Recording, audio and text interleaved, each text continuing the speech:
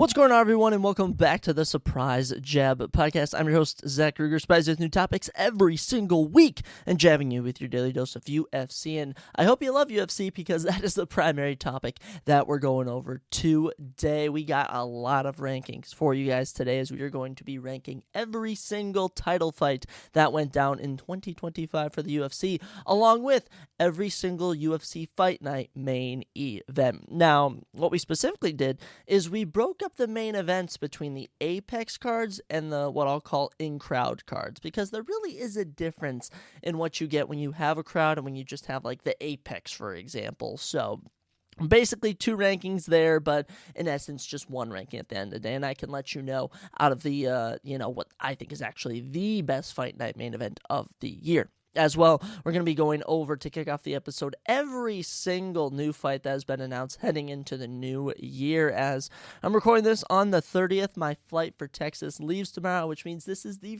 final episode of 2025 for the Surprise Jab Podcast. How about that? How about that?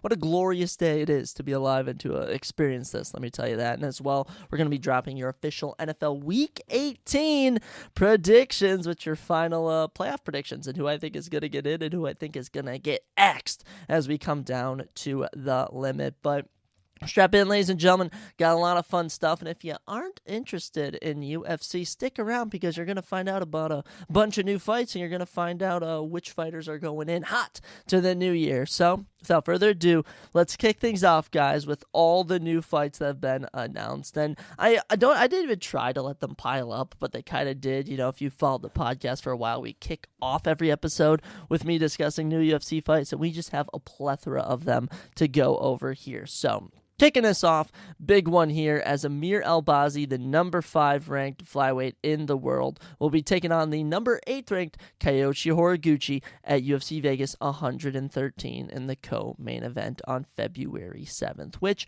it does sadden me we're going back to the Apex, but this fight is perfect. You know, Amir Albazi didn't fight once this year. I think he might have had one fight that was planned. I mean, dude is somehow ranked number 5, and his only notable win is Kai France in 2023. Can you believe that? Makes no sense to me. As for Kyoji Horiguchi, returned to the UFC after, goodness me, I don't even know, 9 years or something, and destroys Tagir Lembekov. So he's red hot. He's ready to come back and fight for the belt. And after Alexander Pantoja losing, it opens the door for a whole new, just different realm of challengers. And I think Kyoji Horiguchi could prove to be the ultimate challenger. But as a co-main event, that's a super fun fight. As well, on that card, heavyweight action as Ryan Superman Spann is back at it as he takes on Rizvan Kuniev. Rizvan Kuniev, probably the most random debut of the entire year. I'll say this, coming in from Russia. The man is 13-3-1 with a no contest as well, and he just takes a co-main event against Curtis Blades in Seattle and just drops a split decision. And that was that. That was it. Dude just pulls up, gets a split decision loss, and does nothing the rest of the year. As for Ryan Spann, I do know he got knocked out by Walter Cortez Acosta. I think he beat Lucas Brzezic or something. And then I think he lost another fight. Like, Ryan Spann's just one of the most random fighters that I've seen. And dude has so much potential, and I just think he has never really taken it that serious. So, decent fight on that card. I'm probably going to go with Rizvan Kuniev. Also loading up on that UFC Vegas 113 February 7th top bantamweight action here as Gene Matsumoto, who is 17-1 professionally, takes on the 14-0 Farid Basharat. What a shame.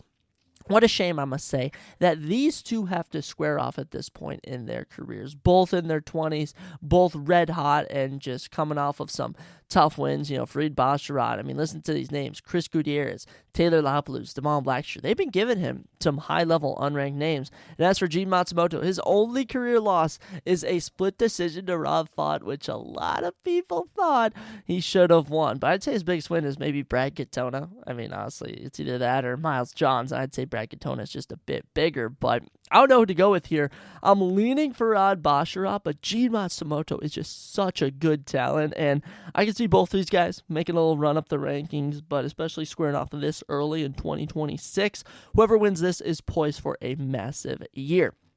Top 10, women's bantamweight action as the number 7th ranked Macy Chiasson will take on the number 8 ranked Aline Perez at UFC Mexico, February 28th. We're going back to Mexico, and you're going to be getting the Argentinian Aline Perez taking on the United States, and I don't even know, American, I should say, Macy Chiasson. Literally, neither of these women, I would say, really had a good year. Aline Perez had one win over Carol Rosa, and they just never gave her another fight opportunity. Like, I don't know what happened, if she was secretly injured or something, but Aline Perez was poised for a big year, jumps into the top 10 after being ranked outside of it, on the first card of the year in 2025, and then just doesn't get a fight the rest of the year. And I'm pretty sure Macy Chiasson lost to, I want to say it was, oh my goodness, Yana Santos. I think that's who she lost to, but I don't know. Gonna ride with Aline Perez in this one. Out with the old, in with the new, and that new is Aline Perez. Another matchup coming at you. This one on that UFC Vegas 113 card. Ketlin Souza back in action as he takes on Bruna Brazil. And, Bruna Brazil actually holds some great wins. Shi Ming, Shauna Bannon, Molly McCann. She just suffered some tough defeats here and there. She trains at the Fighting Nerds. She's super talented.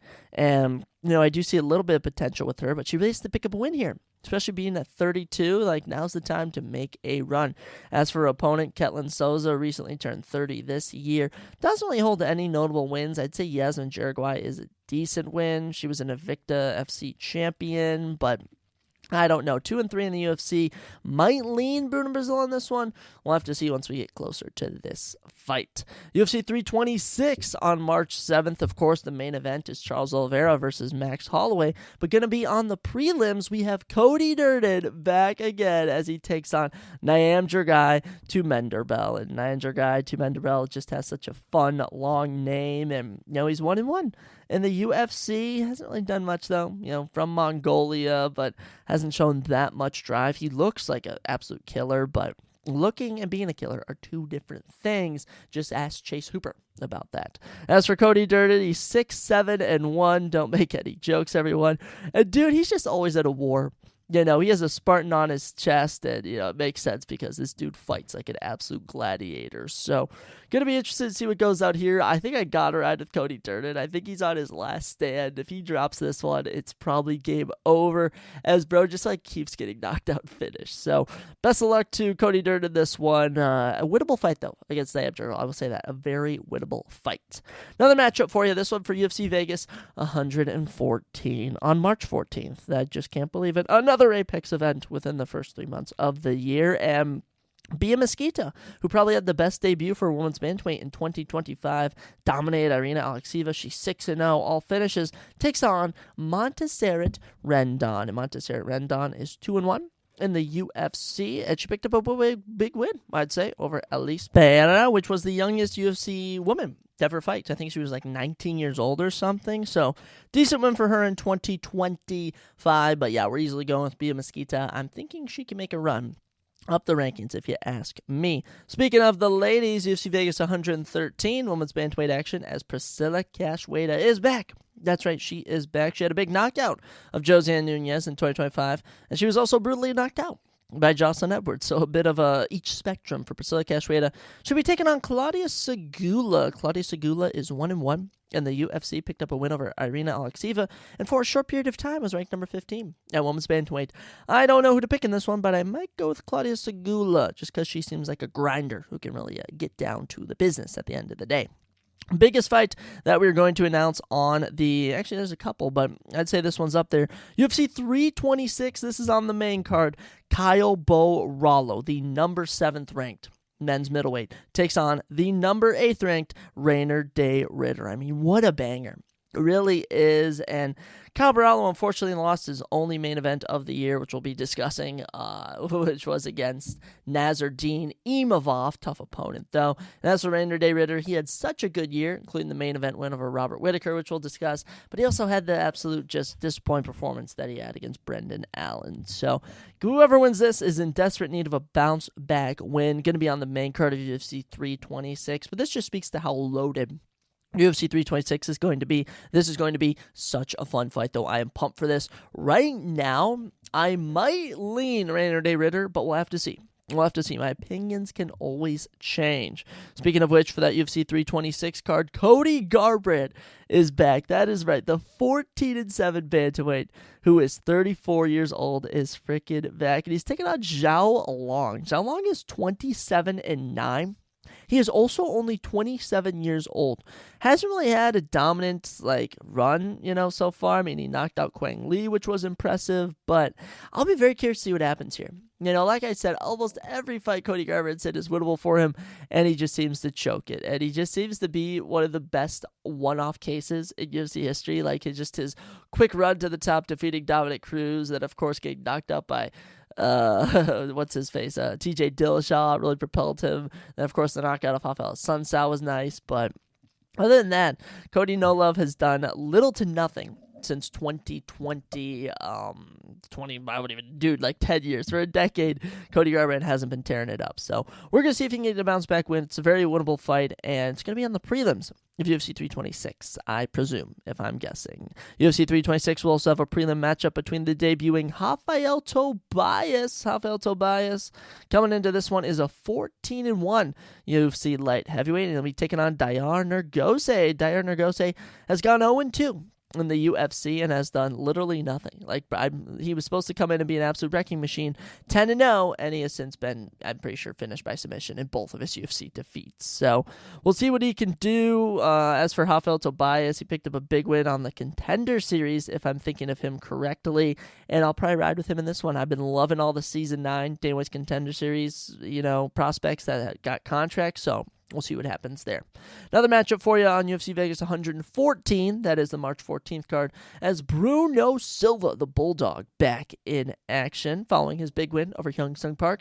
He'll be taking on Loner Kavanagh. Loner Kavanagh almost broke into the rankings, was doing good against Charles Johnson, but then got knocked out in round number 3. Just couldn't hang with him, left the chin open, and we'll see how he does. We'll see if he can bounce back. I mean, he has a good win over Jose Ochoa, I will say, is one of the better wins on his resume. And as for Bruno Silva, I compare him to Cody Durden. Dude's just a scrapper. Dude is always down for something. And his last 2 losses have been to, I'm pretty sure it's Joshua Van, and I want to say another really good talent, Manel Cape and Joshua Van. So literally the champion and number 2 contender in the flyweight division are his last 2 defeats. So I expect a big performance from him. But Loner Kavanagh, one of the top prospects at flyweight. Keep his name on your resume. Back to UFC 326. If you thought that middleweight matchup between Kyle Barallo and Rare Day Ritter was going to be good, how about the number 13th ranked Paulo Costa and Bruno Ferreira? This is going to be a good one. 2 Brazilians going to war, and Paulo Costa was able to get a win in the big 2025. That's right, he defeated Roman Kopylov by unanimous decision. Good for him. He'll be taking on Bruno Ferreira, who had a great year. I mean, he beat Marvin Vettori. I'm pretty sure he submitted Armin Petrosyan too in this year. I think Dustin Stolfus was in 2024 that he defeated, but I'm pretty sure Bruno Ferreira went 2-0 this year. The Hulk, just especially the winner of Marvin Vettori, proved he can hang with top 15 middleweights, and now they're giving him Paulo Costa. So best of luck. Paulo Costa is hit or miss nowadays, and honestly, I might ride with him just because of the height advantage, if you ask me. Another big matchup for you for UFC 326. Wow, I did not realize how loaded this main card was. Renato Moicano, the number 10 ranked lightweight, welcomes the number 9 ranked featherweight to the division in Brian T. City Ortega. The fall for Brian Ortega has to be studied. Bro goes out there and submits Yair Rodriguez after being dropped multiple times. Then after that, just loses to Diego Lopez, loses to Aljamain Sterling, really has shown nothing since then, and now they're going to give him a great shot against Renato Moicano. But Renato Moicano, in his 20th UFC fight, will take on Brian Ortega in his 15th UFC fight. I'll be very curious to see the dynamic when these two go to battle, but should be pretty good. If you ask me, my money's on Renato Moicano, but it can always change because Renato Moicano is not a good betting. Let me just let you know, it's never wise to bet on him. Going to UFC Vegas 113 again, that February 7th Apex card. Welterweight division, as Eric Nolan going to be given another shot. Of course, he had to face Basinger Susakarov on 4 days' notice.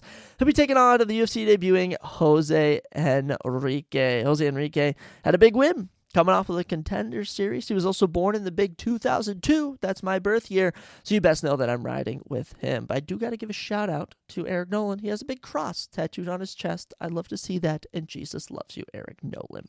Next up of the new fights we've had announced, UFC 326 has a fun little prelim flyweight matchup as Sumadarji, the Tabitian Eagle, takes on Jesus Aguilar. And Jesus Aguilar stringing together a couple wins here. He's 4-2 in the UFC, beating Mentus Mendonca, Stuart Nicole, Louis Garuli. Seeing a bit more potential with him. He'll be taking on Sumadarji, who 5-4 in the UFC. You never know what you're going to get. But Sumadarji's defeated Mitch Raposo, Malcolm Gordon, Kevin Borjas.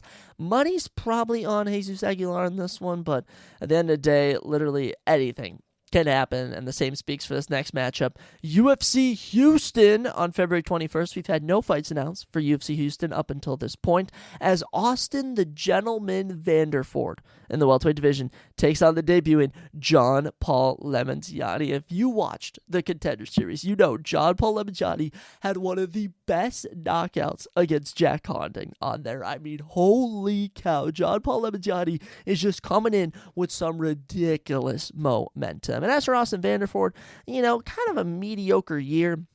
For him, defeats Nikolai Verkaninov in his debut, but then goes out and loses to Ramesh Brahmaj, so we can kind of see the skill level that Austin Vanderford brings. I'm easily riding with John Paul Lemontiani, but I'll tell you what, Austin Vanderford is going to want to get this fight to the feet right away, because if not, John Paul Lemontiani is going to knock him out. Promise you that. Mark my words. Bookmark this. 16 minutes on episode 251. I'm calling that right here, but we'll also mention this whenever the fight goes down at UFC Houston.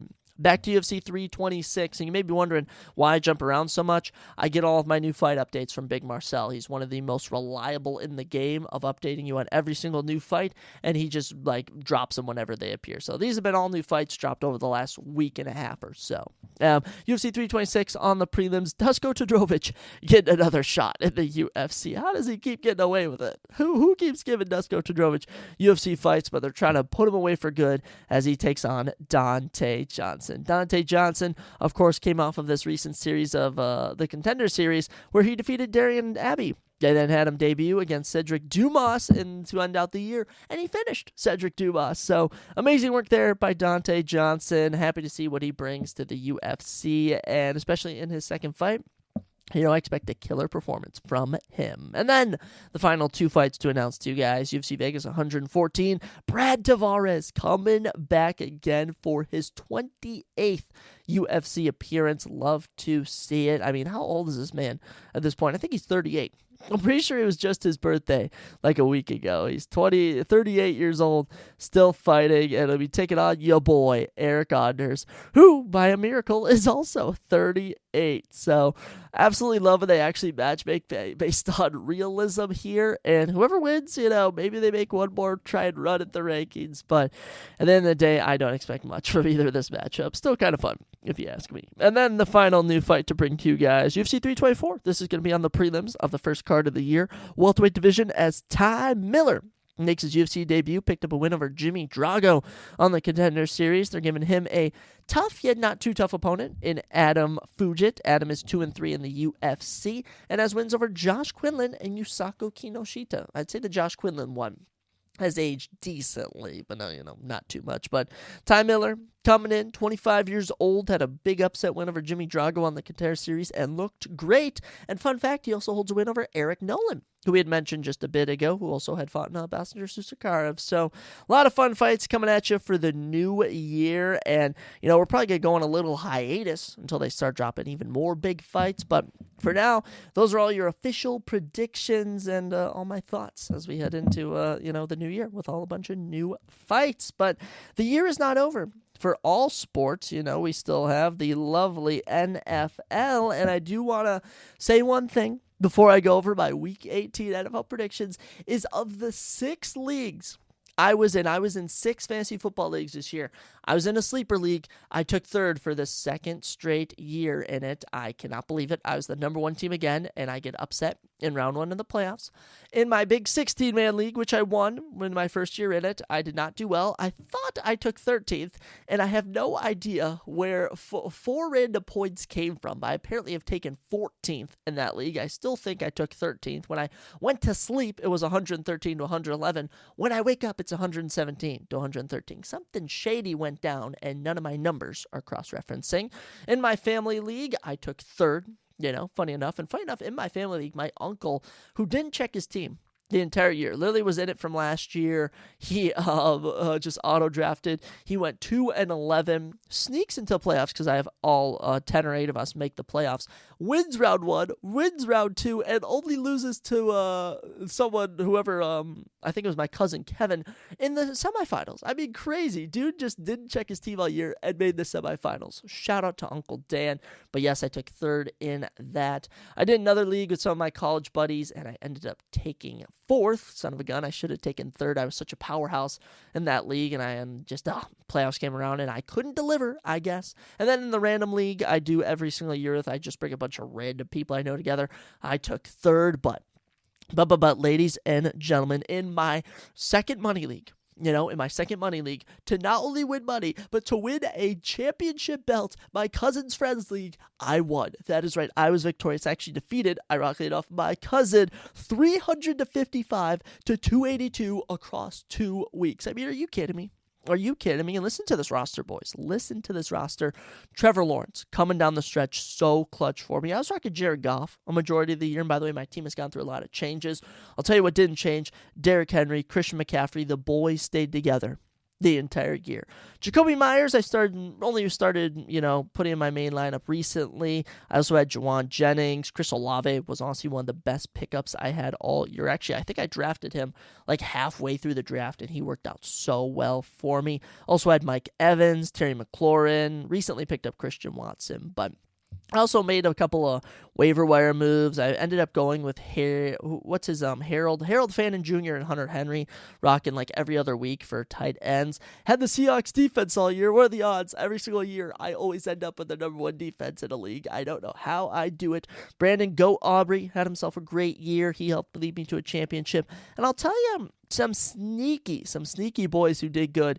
Kyle Monangai on a good week was a banger for me. And Kenneth Gainwell, so underrated. The amount of times that he would just come in clutch and save a matchup for me, so many times. But I almost wonder if I can look at my recent activity for myself. I don't know if I can. Can I filter out where it's just me? I think I can do that for myself. Yeah, I think I can look at all the moves I made this year. Let's see. I had Darren Waller for a bit. Oh, I had Jaden Daniels, and Jaden Daniels was just hurt all year, so that kind of sucks. And for some reason, it's not allowing me to look at anything else. But yes, we won the championship, boys. We're going to be getting some money coming in sooner rather than later, I hope. And I should be getting a championship belt before I know it. I'm really going to stay on them about that because I'm the reigning defending champion, of all 6 leagues. I was thinking, I have to win in one of them or at least take second for something. But taking 3rd in 2 of them, 4th in another, it was just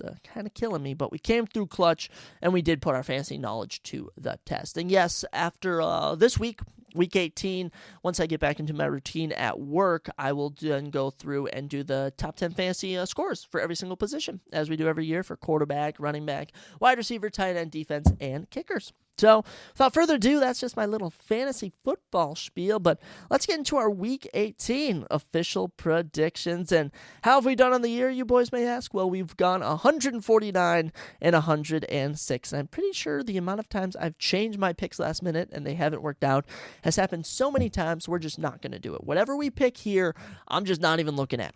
Again, I don't care if, let's say the entire Vikings starting offense comes out. I'm sticking with them. I'm riding with them. But we get the week going on Saturday, January 3rd at 3:30 p.m. as the Panthers visit the Buccaneers. And I have no idea how either of these teams is going to make the playoffs. It makes no sense. The Minnesota Vikings should get in over whoever wins this because this is just atrocious.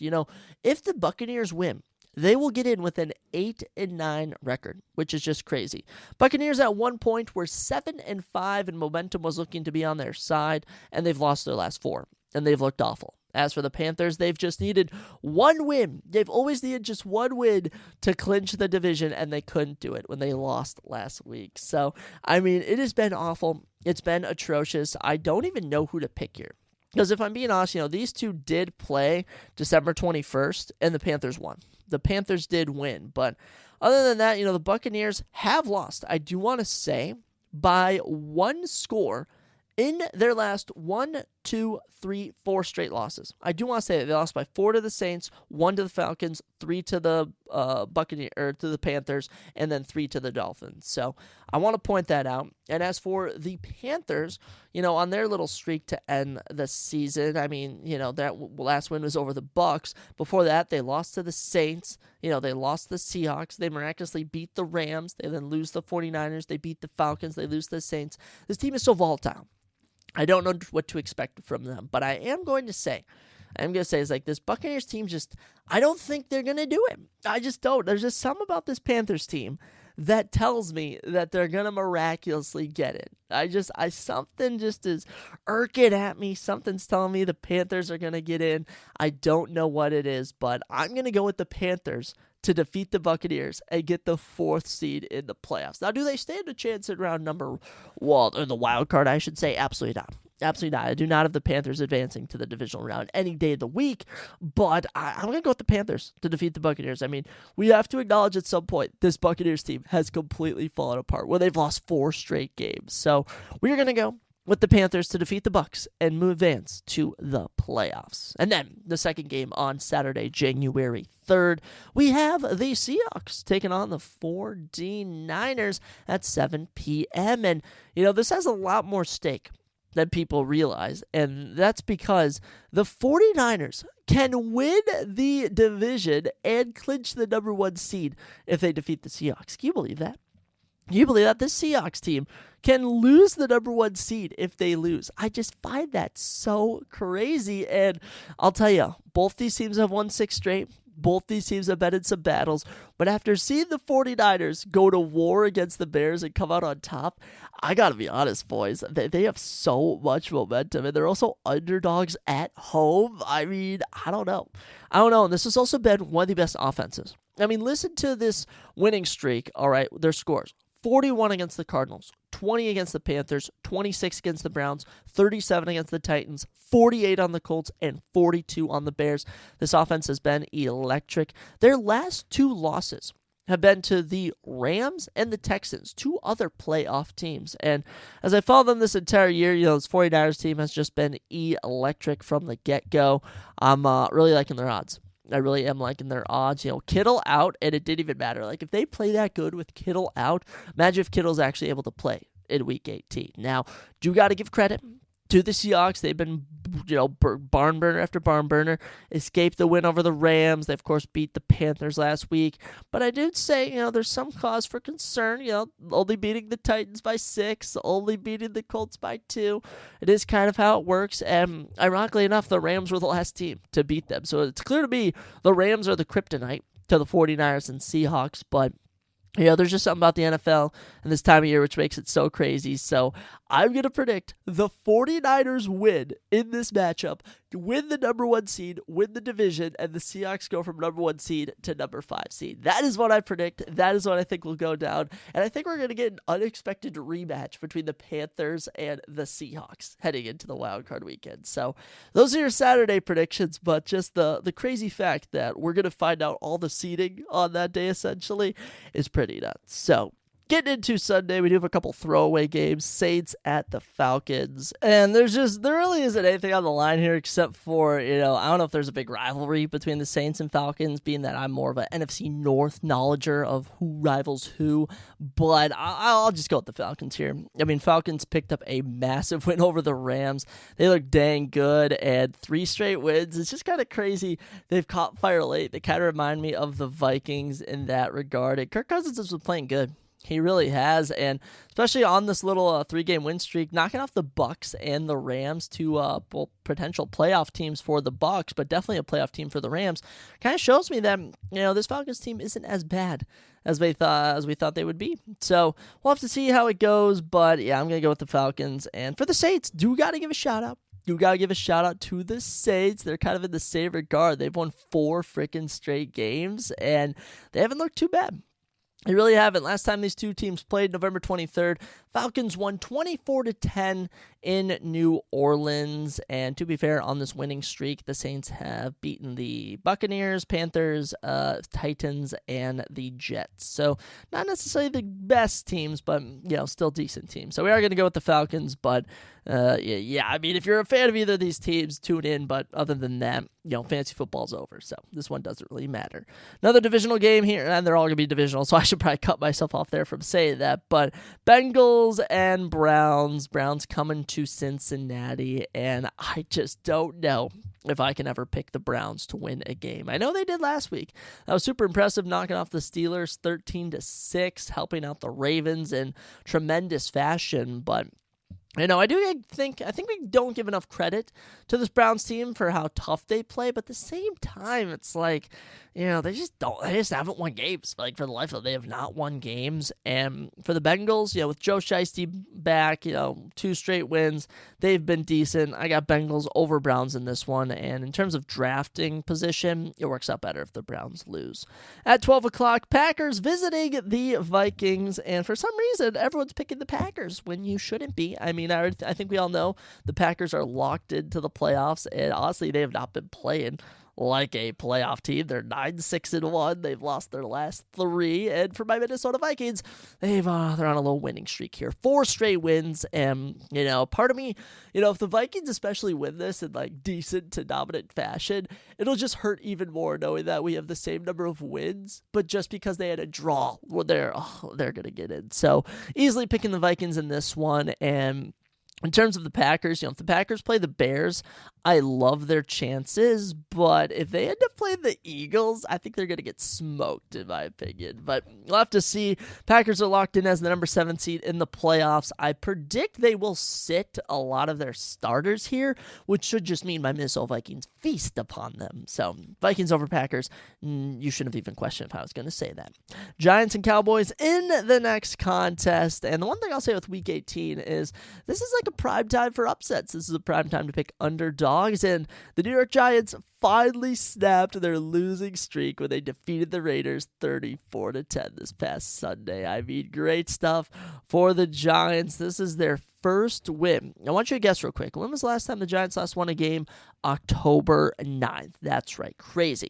I want you to also guess what's crazy is the Giants' 2 of 3 wins this year have came over the Eagles and the Chargers, 2 playoff teams. Can you believe that? I can't believe that. And in terms of their divisional buddy in the Cowboys this was their season to lose, man. They had momentum, they had a good team, and they just couldn't string wins together. I mean, losing to the Vikings, the Chargers, the Cowboys, just not in. I remember that Cardinals loss in November. You're kind of like, it makes no sense. They're losing to this team. So, gonna maybe go with the Giants here as just kind of a last-minute upset game. The last time these two teams did play each other was in, I want to say it was like week 2, and the Cowboys won in overtime. That was a barn burner of a game. Malik Neighbors was still around at that point. You still have Russell Wilson in at quarterback. So, we're gonna go with the Giants to defeat the Cowboys just because, why not? Of the 3 wins they've gotten, 2 have came at home for the Giants. So, we'll see what happens there, but gonna go with the Giants just for the heck of it. Next up, Jaguars hosted the Titans. Yeah, I have no idea what they've been putting in the juice out in Jacksonville, but Duval is all I'm gonna say. 12-4, 7 straight games, wins. I don't know if the Jaguars can win the number 1 seed if the Patriots and Broncos both lose. I don't know if that's on the table, but I certainly know they could potentially win the number 2 seed, right? I don't really know how everything works there, but the Jaguars are locked in at the 3. I don't know if there's a chance they win the 1 or 2, but I'll tell you there is a 100% chance I'm picking them to beat the Titans. The Titans are just painfully bad. It really hurts, and especially seeing how they collapsed against the Saints, it really just proves to me that they're just not a good team. They really aren't. And, we're going to look at the fact they beat the Chiefs this year, but let's be honest, that is just a slim pickings Chiefs team with Gardner Minshew under center. Little to be loved there. Jaguars all day. They're minus 900. Easy money for you. Next up at noon, actually I think it's our final noon game for Week 18, your final noon game of the 2025 to 2026 NFL season, as the Colts visit the Texans. And you're going to look at this.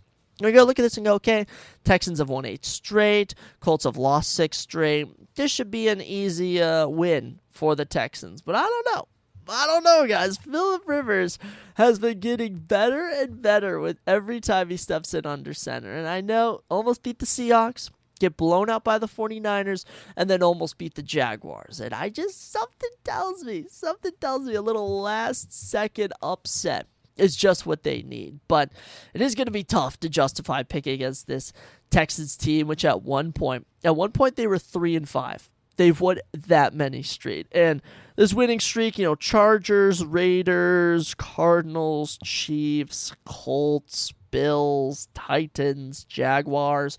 Last loss came against the Broncos in early November. I mean, of that winning streak, okay, when I look at it, I'll give you the Jags one. Divisional matchup, that's a good win there. Bills by 4, that was a good one. Other than that, Chargers was another good one. That's a scrappy team. The more I've tried to justify picking the Colts, the more I've changed my mind. We're going to go with the Texans here at minus 625. Yeah, I just can't bring myself to do it, guys. Yeah, Texans over Colts. Sorry, boys. Next up, Bills hosting the Jets. Bills are right now at minus 345. But I do want to say, the Jets, there's nothing to say about the Jets. There isn't. Oh, my goodness. They're so bad. They're just so bad. They give up 35 points to the Patriots. I know the Patriots are good, but I mean, come on. Come on, Jets. What are you doing?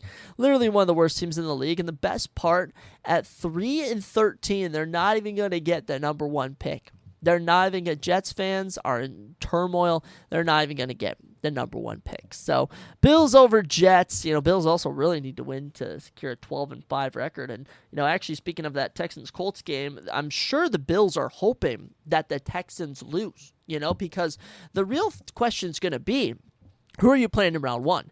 And I don't think anyone wants Patriots or Jags in round number 1. I'd say maybe the Texans would want the Jags. I think you would want that. But for the Bills, I would not want the Texans or the Patriots. Especially not the Patriots with how many times you've played them, or even the Broncos. Since Broncos and Patriots, it's all going to depend who wins this week, who gets the number 1 seed. I think the Broncos hold the tiebreaker, though. Now, as for that 4th seed, we're obviously going to be talking about that. It's the final game of Week 18, final game of the regular season. But I think the most optimal matchup in round number 1 is going to be for wildcard teams that aren't going to be division winners, the 5 spot. The 5 spot is going to be the most desirable spot. If you're the 6 or 7 seed, it's not going to be that desirable. So, Bills are definitely going to want to win this. They're going to be hoping for Texans and Chargers defeats. So, we'll see what happens. Next up, 325, Bears host the Lions. Pivotal win for the Bears here. Bears need this win. The Bears need to win to secure the number 2 seed in the playoffs. It's true.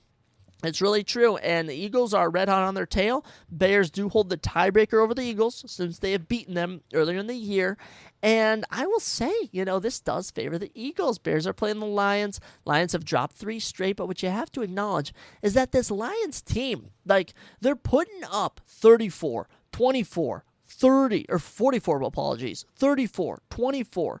And it was only until recent against the Vikings they really did not show any signs of life. I mean, 5 turnovers, for goodness sakes, not good whatsoever. And I will say, of their last 3 losses, 2 of them have came against playoff teams. But this Vikings loss on Christmas Day, I mean, I was loving it. But if you're a Lions fan, you should not be loving it. As for the Bears, I mean, there is nothing more to say about that 49ers loss, snapping the run, is that Caleb Williams just made a mistake. Caleb Williams held the ball for too long. Caleb Williams did not make a calculated throw, and it hurt them. It really did. Not throwing the ball right away hurt him. And obviously, I'm not going to judge him. I don't have a great football mind, but what I'll say is that he really should have gotten the ball out there sooner. So I won't overjustify going with the Bears over the Lions, and I will be rooting for it because I'm going to hop on the Bears bandwagon for the playoffs because my entire family is Bears fans. I'm the only Vikings fan, so I'm like, you know what? My Vikings are out. There hasn't even been that much turmoil between us. Both Bears and Vikings games were good, too, and we split this year, so not too much beef, but we are going to go with the Bears over the Lions. Next up at 325, Broncos hosting the Chargers, and Broncos are minus 850. That's nuts. That's actually insane that they're minus 850. So I don't really know what to do with this. I think I have to just go with the Broncos here. They've been on a tear, 13-3, and as for the Chargers, that Texans loss really opened my mind to the holes in their defense, holes in the offense, and when I look at their, little winning streak they were on before that, little 3 straight wins, the Eagles win was phenomenal, but, I'll say getting blown up by the Jags doesn't give me too much hope. Only beating the Titans by 7 in early November. A lot has changed since then, but yeah, we're going to go with the Broncos over the Chargers. They're the number 1 team in the league, and I don't see them losing here, and I see them securing the number 1 seed. After that, Chiefs at Las Vegas Raiders. I don't even know. Raiders have lost 10 straight. Chiefs have lost 5 straight. Chiefs got to win at some point, right? Chiefs almost beat the Broncos, for goodness sake. And as for the Raiders, they've been bad. Raiders have been really bad. Do they have the worst offense? 227 points for, 420 points against. Don't have the worst defense. I think that goes to the Bengals, oddly. But I do think that the worst offense is, at least in the AFC I can see, is the Raiders. Wow. Is that really the case for the entire NFL? Really? Wow. How about that? The Raiders have the worst offense in the NFL. And to make matters even worse, Brock Bowers isn't playing. So we're going to go with the Chiefs to defeat the Raiders. Raiders are plus 200, though, so if you want to throw a little extra money, could win some money. We'll have to see. 325, Cardinals at the Rams. Rams are beating the Cardinals. Yeah, this Cardinals team can only do so much. They really can. They have lost 8 straight. At one point, they were 3-5. There was some hope for them, and yeah, all that hope has diminished very quickly. And as for the Rams, I'm not going to judge them based off of 1 3-point loss to the Falcons. I'm not. They've been upset their last 2, in my opinion, and this is where they finally pick up a win to end out the year at 12-5. And funny enough, I don't know for sure, but maybe there's a chance that the 49ers or the Rams might get the 5th seed. I don't know. I think they're locked in at the 6th right now. I'll have to see once the games take place. But yeah, Rams over Cardinals. Next up, Patriots hosting the Dolphins. There's literally no analysis. It's the Patriots over the Dolphins. Dolphins are, they picked up a win. They're 7-9. They're one of the better mediocre teams this year. But the Patriots, oh my goodness, they've looked dang frisky, especially after that win over the Jets. They're carrying a lot of momentum. Give me Drake May and the Patriots. And then the final 325 game, Commanders visiting the Eagles. We are going to pick the Eagles to win, but if you're a Bears fan, you're rooting for the Commanders. You really are, because worst case scenario, Bears lose to the Lions. As long as the Eagles lose to the Commanders, you still get the number 2 seed. But we'll have to see what happens. Difference between the 2 and 3 seed for the Bears and Eagles is going to be the difference between playing the Rams, 49ers, or Seahawks. So no matter what, you have a date with an NFC Wester. But, I mean, if I'm the Bears, I probably I'd say Rams.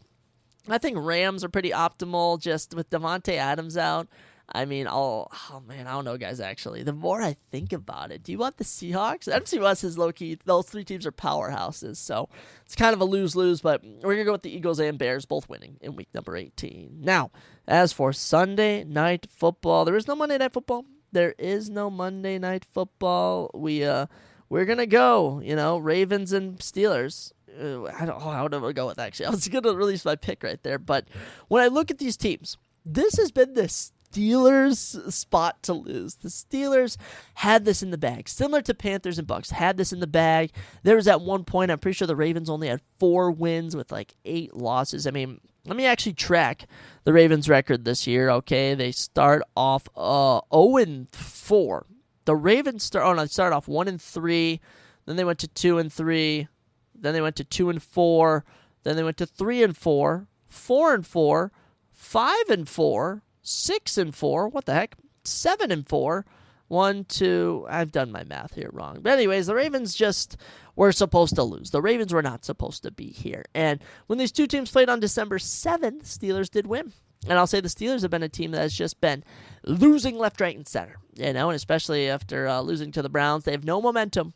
And something tells me is that of the Panthers-Buccaneers games and the Ravens and Steelers, only one team can sneak in, and I think that the Buccaneers are not going to sneak in. I think it's going to be the Ravens. I got the Ravens beating the Steelers, and right now they're favorites at -190. Steelers at home are +160. That's right. Ravens make the playoffs. Round 1 matchup, Josh Allen versus Lamar Jackson. Ooh, who doesn't want that? That is such a juicy matchup in round number 1. And I'll say, whether the Steelers, whether the Ravens, they're not going to be making it past the first round. It'll be an upset if that happens. So, going to go with the Ravens over the Steelers. Week 18, boys and girls, is going to be a lot of fun. I'm pumped. I am absolutely juiced for it, and I encourage you all to tune in and check it out because it should be a blast of a week. But without further ado, ladies and gentlemen, that is all your NFL talk for today's episode. As the rest of the way, we got rankings. That's right. We're going to be ranking all of our title fights. We've done this the last 2 years in 2025, or we've done it in 2023 and 2024. But for 2025, we had a miraculous 21 title fights, and I would say, out of all of them, I would legit tell you that the top 10 are the top 10 fights, title fights of the year, and the other 11 are kind of either bad or meh. And there weren't really that many bad title fights. I'd say there were only maybe like 4 or 5, something like that. But we're also going to be ranking every single fight night main event of the year. I was going to do every fight night. We did that in 2023, and it just took way too long trying to rank we already ranked every pay-per-view on the last episode. We are not going to be ranking every single fight night, but we will be ranking every single fight night main event. And when I get to that, I will explain the difference between the Apex and the crowded event. So, without further ado, here's your official rankings of every single UFC title fight in 2025. Coming in at number 21 on our list out of the all 21 title fights we had in 2025, this one was the worst, and it unironically went down at 321. It is the heavyweight title fight, Tom Aspinall versus Cyril Gane. The only heavyweight title fight we got this year, and it was easily the worst. Now, there's a reason it was the worst, and that's because it ended in a no contest. That's right, it ended in round 1, 4 minutes and 35 seconds due to the eye poke. Cyril Gane poking Tom Aspinall in the eye, and yeah, it was just a sour ending to an event. Obviously, it didn't really look like the eye poke was that bad. Tom Aspinall kind of overplayed it. I don't know if it probably was that bad, but just from what we saw, it wasn't good. It wasn't good. It wasn't an actual fight. Okay, when there's not an actual fight, when it's a no contest, you can't give this much credit. So it is going to go down as the worst title fight of 2025. And along similar lines, coming in at number 20, we have the 323 flyweight championship matchup between Alexander Pantoja and Joshua Van. And that is right, this one does come in at number 20 as 26 seconds in, Alexander Pantoja breaks his freaking arm. That's right, throws a leg kick, Joshua Van catches it, kind of maybe goes for a takedown. Pantoja goes to balance himself out and just snaps his elbow just right at the turning point of it. And really unfortunate, it does come in just a bit higher than Aspinall versus God just because it legit is somehow better than that. But to make matters worse, this counts as Joshua Van winning, which it just ends Alexander Pantoja's win streak, ends his reign. When in fact, this should have been, I would think, a no contest. This definitely should have been a no contest, but it is what it is. From here on out, every single fight was actually able to get off the ground, get off and running. But for this one, heartbreak. It really was heartbreak. And just from the 26 seconds you got, you could just tell this was going to be good. It felt like Joshua Van could have actually upset Alexander Pantoja instead of being gifted the belt due to an injury. But yeah, comes in at the list at number 20. Coming in at number 19, from here on up, these are all fights that actually took place. And coming in at 19, some could actually consider this the worst title fight of the year. It went down at UFC 312, Zhang Weili versus Tatiana Suarez. And I kid you not, not, guys, this was one of the most boring fights I've ever watched. It just drained the energy out of the room. I was watching this with a bunch of buddies right before we went out for the night, and this just sucked all the energy out of the room. Going down in February, fight starts off. Zhang Weili loses round one. Tatiana lands a takedown, gets 3 minutes of control time, wins round one. All right, by the way, doesn't even throw a significant strike until round number 3. Just want to throw that out there. And across all 5 rounds, only landed 12 significant strikes. After round 1, Zhang Weili just decided to take her down and control her every single round. 11 minutes of control time for her. In round 3, it was just a boring 19-8 significant strike battle on the feet. Tatiana Suarez, after landing a takedown in round 1, went 0-14. Just ridiculous. And just pure boring. At the end of the day, if a fight is boring, it's not going to do well. And that's one of the major issues with this fight. By the time we got to the end, we're like, okay, Zhang Weili has clearly won this, and literally everyone else agreed with the scorecard. So, UFC Strawweight Championship matchup, Zhang Weili, Tatiana Suarez, UFC 312, comes in at number 19.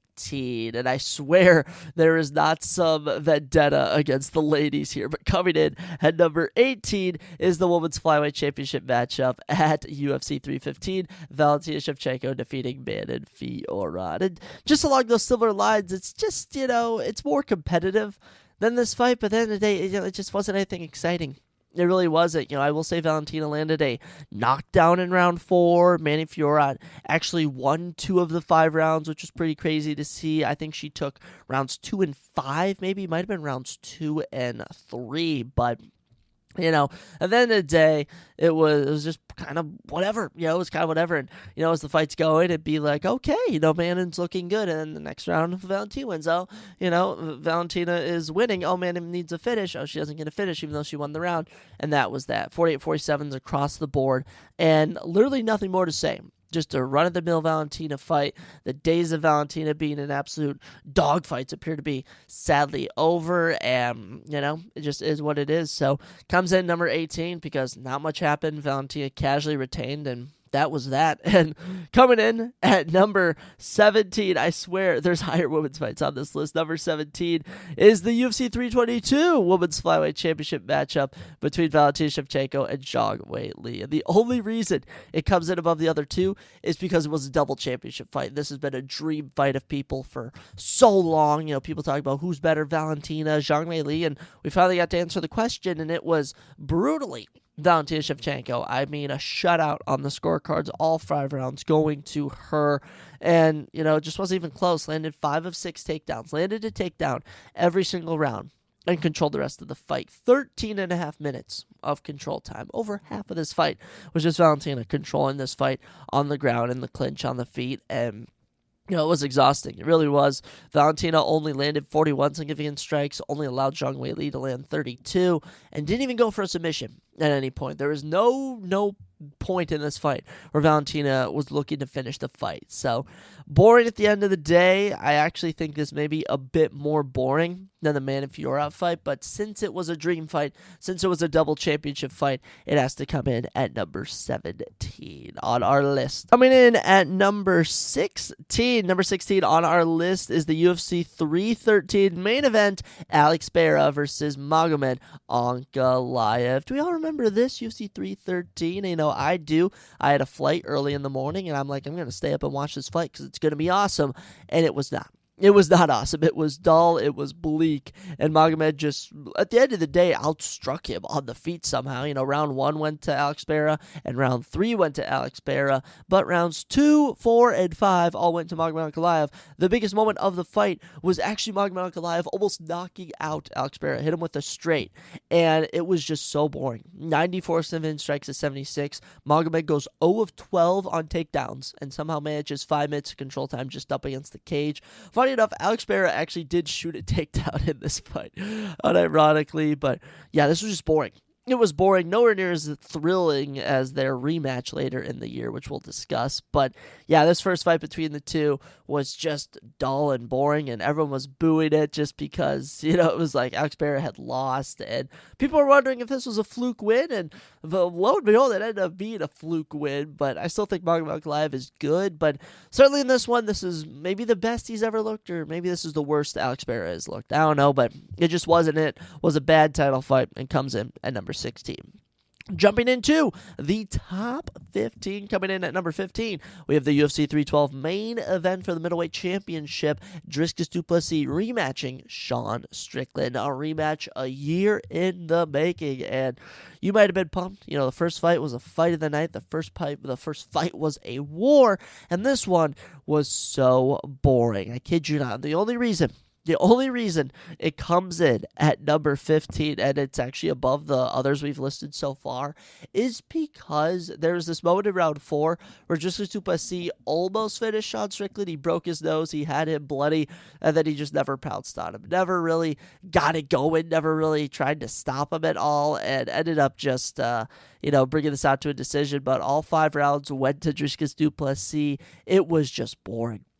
It really was. In rounds 1, 2, and 3, it got to a point where you're like, why are these dudes not throwing? Why are these dudes not engaging? And you have Dricus du Plessis blaming Sean Strickland. You have Sean Strickland blaming Dricus du Plessis. And at the end of the day, it takes 2 to tango. Someone has to engage first. And I blame both of these men. And it was really bad. Of course, we've already gone over that UFC 312 was the worst pay-per-view of the year. Dare I say worst event? It's up there. It may not be the worst event, but it certainly is the worst pay-per-view. And in terms of title fights, comes in at number 15, but it really was bad. Like this one I cannot give that many benefits of the doubt. All I can give credit for is that Dricus du Plessis bloodied Sean Strickland up in round number 4. That's the only props I can give. Coming in at number 14 on our list, we have the UFC 321 co-main event for the vacant Women's Strawweight Championship, Mackenzie Dern versus Virna Jandiroba. And while some people did not like this fight, there's apparently, a consensus that this was a boring fight. I fairly enjoyed this fight. I watched the whole thing live, on a very interesting card, which was UFC 321, and I thought it was back and forth. I really was. I think one of my favorite things about this fight, I know Sal Diamato scored it a 49-46 for Mackenzie Dern, but it really felt like even until the final round, if you ask me. I gave round 1 to Virna Jandiroba, rounds 2 and 3 to Mackenzie Dern, and round 4 to Virna Jandiroba, just to kind of even it up. And when we got to round 5, it was a mix of Virna controls half of it grappling, and Mackenzie Dern controls half of it on the feet. And at the end of the day, Mackenzie Dern won this fight across all 5 rounds. It was really good. I'm not disagreeing with the 49-46 scorecard. I'm just saying, watching it live, I had it much closer, and I think it was a good display of both of these women's talents. And another thing I want to point out is they truly fought and used their whole arsenal, takedowns, grappling, submissions, until the very end, and it just showed how high level both of them are. And, I thought out of all the women's fights we had this year, it definitely was the second best. And in terms of everyone that went the distance for the championship fights, this one was easily the best. So UFC 321, the co-main event, Virna Jandiroba, Mackenzie Dern comes in at number 14, and congrats to Mackenzie Dern. Never thought she would have won the Women's Strawweight Championship. I'm just going to be honest. I never thought I'd see it, and lo and behold, she did it. Coming in at number 13, we have the UFC 319 main event, Dricus du Plessis versus Khamzat Chimaev in Chicago, Illinois. And, I understand this is not an entertaining fight. This is Khamzat Chimaev utterly dissecting Dricus du Plessis, but you do have to appreciate it because it's going to be rare you see a championship performance like this for a while. 529 total strikes to 45 in favor of Khamzat. That record is never going to be broken. It's going to take something. I mean, incredible. 12 of 17 on takedowns, 21 minutes and 40 seconds of control time. And to make matters even better, the final round comes around, and Dricus du Plessis almost gets a submission, lands a big shot on Khamzat on the feet, but just couldn't stop the takedowns. And it was bad in round number 1. It was really bad in round number 2, and it got even worse in round number 3. Now, round 4, you were seeing a little bit of hope for Dricus du Plessis, but not much. And then round 5 came around, and it was Dricus du Plessis' best round, but even then, couldn't win the round to save his life. So it was a mauling. It was brutal, but it was Khamzat being crowned the champion. And with how good UFC Chicago was, you just can't discredit it based on this. And by the way, Khamzat Chimaev got a performance bonus for this, just to let you all know. So comes in number 13. I understand it wasn't the most entertaining, but I do have to give it props as it was a historic matchup in the UFC. Coming in at number 12, we do have the UFC 322 main event, Islam Makhachev becoming the double champion against Jack Della Maddalena. And the only reason it does come in above the ones we've listed is similar to Zhang Weili and Valentina Shevchenko. It was a historic fight. It was for a double championship opportunity. It was the crowning of Islam as a double champ. But at the end of the day, the skill gap was just so drastic. Jack Della Maddalena, the only props we can give him is the fact that he was able to survive. That's all we can give him, because 19 minutes and 10 seconds of control time, 4 for 4 on takedowns. I mean, come on. 140 total strikes to 30. He doesn't even, land much across this fight. In fact, in rounds 4 and 5, he landed a total of 2 significant strikes. And for Islam, I do have to, point this out, is that he wasn't really throwing when they were on the ground. He was more for control, trying to set up top control. And yeah, he did, and he couldn't finish Jack. But at the end of the day, he couldn't finish him. And that does make it boring. And this went all 5 rounds, especially after having to sit through Valentina Shevchenko versus Zhang Weili. This was exhausting. Okay, and UFC 322 is one of my worst tragedies of the year, as it had the best 4 knockout streak I've ever seen in my time watching the UFC across 6 years, and it ruined it with these back-to-back just 5-round grappling sprees in the main event. But it comes in at number 12. Don't want to hate on it too much. It was Islam becoming the man he is today, and I think in both of these guys' next fight, they're going to deliver to a highest degree. They just didn't mesh well. JDM is a striker. He bodes well when he's in striking, wars. And for Islam, bodes well when a guy can't land a takedown. And when a guy can't land a takedown, he's just going to grapple you to death. So that's just how it ended up working out. Now, coming in at number 11, just outside of the top 10, we have another man here that we just said his name. You may be like, oh, who is that? Islam Makhachev versus Renato Moicano for the lightweight championship at UFC 311. And some people have this as their submission of the year. Of course, Islam submitted him with the Darce choke in 4 minutes and 5 seconds. And yes, Renato Moicano has great ground game. He really does. But you have to understand everything around this fight. It was supposed to be Arman Saruki, and he pulls out on a day's notice. I mean, you could even get down to the hours mark he pulls out. Renato was supposed to fight Benil Dariush, steps in, fights him, and literally all it took is one takedown, gets him into position, locks in a Darce choke, and that was that. This was made to look so easy. This is not submission of the year. This is not the most impressive performance of Islam's career. This is simply Renato Moicano showcasing the skill gap between the top of the ladder and outside the top 10. Because I think Renato Moicano bodes well in that 15 to 11 range, but once you get into that 10 to 1 range, it's a whole different ball game, and that's exactly what happened here. It was just easy, it was simple, and at the end of the day, it was just a mauling from Islam Makhachev. Jumping into the top 10, we have your UFC 320 co-main event, Merab Dvalishvili versus Corey Sandhagen for the men's bantamweight championship. The third and final title defense, I should add, not title fight, title defense of Merab Dvalishvili. And out of his 4 title defenses, or title fights, I should say, this year, this was, it's the worst, but it's not the worst. It's still super entertaining. Like I said, it's number 10 of all title fights we had this year. And let me just read you the stats here. 114 significant strikes to 80, 243 total strikes to 149, 20 out of 37 takedowns landed for 10 minutes of control time. Are you kidding me? He shot 37 takedowns and landed 20. I mean, Merab is just a whole different animal. Landed 6 in round 5 and 8 in round 2.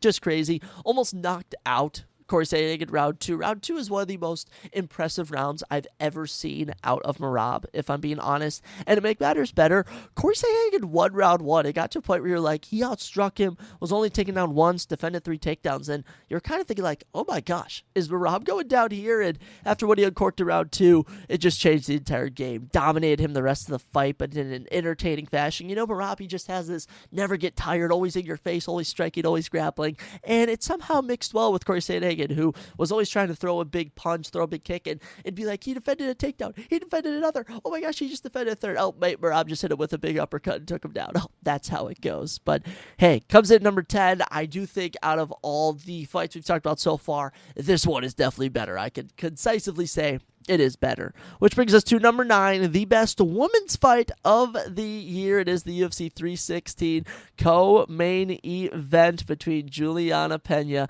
and Kayla Harrison. And while not the most, I would say, entertaining, you know, obviously, all it took was Kayla Harrison to land a takedown and fight was game over. But something about this just being like, you could just feel the crowning of a new era and women's bantamweight, and especially the entire world was rooting for Kayla Harrison here. I mean, unless you wanted to put underdog money on Juliana Pena, everyone was rooting for Kayla Harrison, and the fact she gets a Kimura with 5 seconds left, just when you think like all is lost, it was just a good moment, and especially since it crowned a new champion. Kayla Harrison's 3rd UFC fight, and she becomes champion. Gotta give her props, and for Juliana Pena, you know, she looked decent in round 1 before she was taken down. She was hanging in there. She actually did defend 1 takedown from Kayla Harrison, but other than that, just clear skill discrepancy there. And if this is the skill gap between champion and number 1 contender, I don't know who's dethroning Kayla Harrison. It's either going to be Amanda Nunes on January 24th, or I don't think anyone else. Norma Dumont, Hawkwell Pennington, Aileen Perez, Yana Santos. Do we actually think any of these ladies are going to be able to defeat Kayla Harrison? I don't know, but best women's fight of the year comes in at number 9 on the total of our title fights for the year. Coming in at number 8, the only official and full Alexander Pantoja title defense we were able to see this year at International Fight Week UFC 317, the co-main event for the Flyweight Championship, Alexander Pantoja versus Kai Kara France. And I thought this was entertaining. You know, I had so much fun watching this, and it's because I picked Alexander Pantoja, I can guarantee you, but this is Pantoja just showcasing how good he's getting, how much better he's getting, because we know how good Kai Kara France is. We really do. Coming in off of this, he had knocked out Steve Erceg in round 1. Before that, he had had a close split decision loss to Amir Albazi. And of course, the fight with Brandon Moreno was a fight of the night, which was an absolutely fun affair. But here, like, he shut him out everywhere on the feet, especially in the grappling, leading to the round 3 rear naked chokehold. And they call him the Cannibal for a reason, because he truly cannibalized Kai Kara France and dominated in his, I believe, 4th title defense. Now, the worst part about this is, of course, how the year ended for Alexander Pantoja, but the one fight he was able to get in was just so beautiful. The grappling was slick, the striking was slick, and locking up the rear naked chokehold. Like, once he took the back, it was game over. You could just kind of tell. Round 3, early, takes the back. You're like, Kai France is not surviving 4 more minutes of this, and he didn't even survive another minute of it before tapping out. So, great work to Alexander Pantoja. Gets the number 8th title fight of the year. And Kai Kara France, you know, you got 2 title fights in your career. You unfortunately just ran into prime Brandon Moreno and prime Alexander Pantoja. It is not your fault. Coming in at number 7, we have the UFC 315 main event between Jack Della Maddalena and Belal Muhammad. And if I were to tell you that Belal Muhammad brought a fight of the night and one of the best title fights of the year out of Jack Della Maddalena, but Islam Makhachev couldn't, you'd probably call me crazy. But Belal Muhammad, the best fight of his career, and oddly, Jack Della Maddalena's best fight of his career, as he became welterweight champion. And he was never supposed to have this opportunity. He was supposed to fight Leon Edwards. This was supposed to be Shavkat Rakhmonov, but turned out Shavkat was not ready to come back from injury. Turned out we need someone to step in on month's notice. That ended up being Jack Della Maddalena, and the rest is history. Good fight, head to toe. You know, I think one of my favorite things about this is Jack got better with every round. I mean, listen to the significant strike totals. Round 1, 28. Round 2, 30. Round 3, 34. Round 4, 33. Round 5, 53. Defended 6 takedowns from Belal. Only allowed him to have 3 minutes of control time. And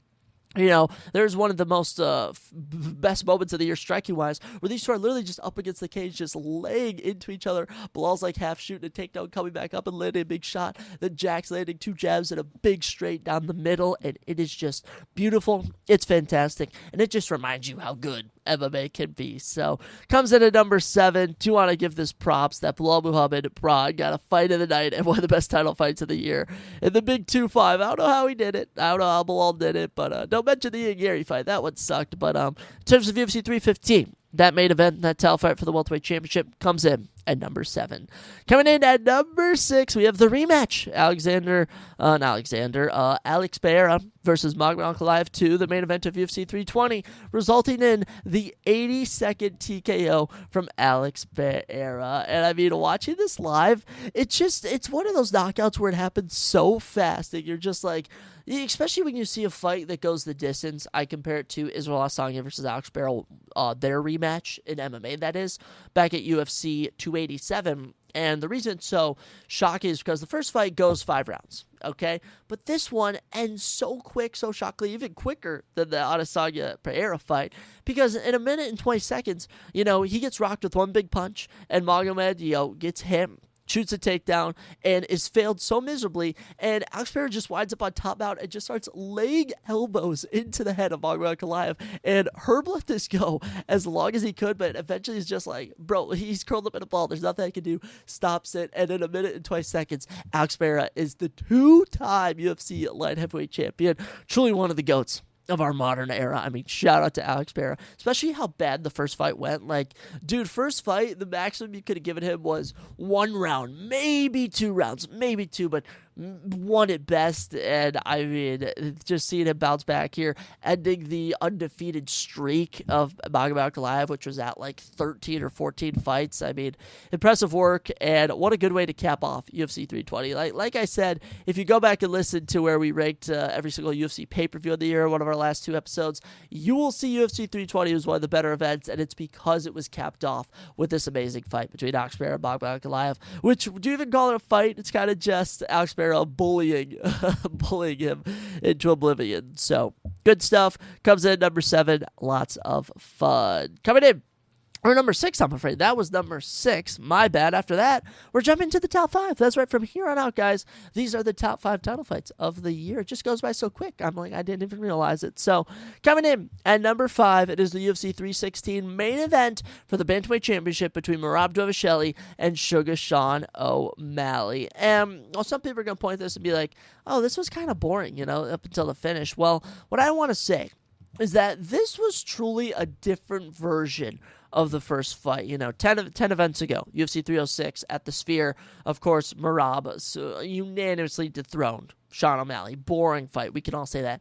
But here, there was such a confidence from Merab Dvalishvili. I mean, he's the one engaging on the feet with Sean O'Malley. He's getting hit and he's smiling that he's firing back 2 big shots that land harder than Sugar Sean's did. And then he's landed a takedown and he's on top of him and he's just mauling him. And round 2, he didn't even land a takedown. He stood on the feet with Sean and just stood and banged with him. Amazing work. Round 3, takes him down, doesn't even allow him to land a significant strike. And then once he locked in the, guillotine choke, and was such just like it's almost like a reverse Ezekiel choke, on top, it's like a reverse guillotine choke, if you will. And it is just so brutal. The crank, you can feel the squeeze. And Merab Dvalishvili getting a finish, especially over his rival, his arch rival of his career, I'd say, which is Sean O'Malley, was just so beautiful. And it capped off UFC 316 in such a perfect way, which was just a card that was just tried so hard to be good, and it was just running into boring fights which were trying to stop it. And we ended it with both title fights being submissions. I mean, it was so much fun. It was such a great time, and I remember watching it, and I'm like, this is how I want to go home. This is how you end a pay-per-view. So much fun. Merab Dvalishvili, Sean O'Malley, to the rematch, comes in at number 5. Coming in at number 4 on our list, it is Merab Dvalishvili versus Petr Yan 2. That is right. I have the final fight of Merab Dvalishvili for the year coming in at number 4. And if you're doing our math, you are slowly realizing all 4 Merab Dvalishvili fights have ended up in the top 10, and 3 of the 4 have ended up in the top 5. Merab Dvalishvili, I know he didn't win Fighter of the Year because he lost the belt at the end of the year, I had to give it to Islam. But truly, if you do give it to Merab, I will not be mad. I will not make a case against him whatsoever. I really love just how good Merab was, the best year of his career, and I do think he's going to bounce back. Let me tell you, but in terms of this fight, I mean, what a war, a fight of the night, a fight of the year contender. I mean, this is just the highest level of two guys just going at it, and I understand a lot of people had it as a 4 rounds to 1, a couple had it 4 rounds or 3 rounds to 2, but at the end of the day, this was such a good performance from Petr Yan. Like, if anyone who's going to beat Merab Dvalishvili, it was going to be Petr Yan, and lo and behold, he did it, and I can't wait to see the trilogy fight with these two, hopefully next year sometime, but this was so fun. And to make matters better, round 1 kicks off, and Merab's back to his usual antics, shoots 8 takedowns, doesn't land any, outstrikes him by 5, okay, Merab takes round 1.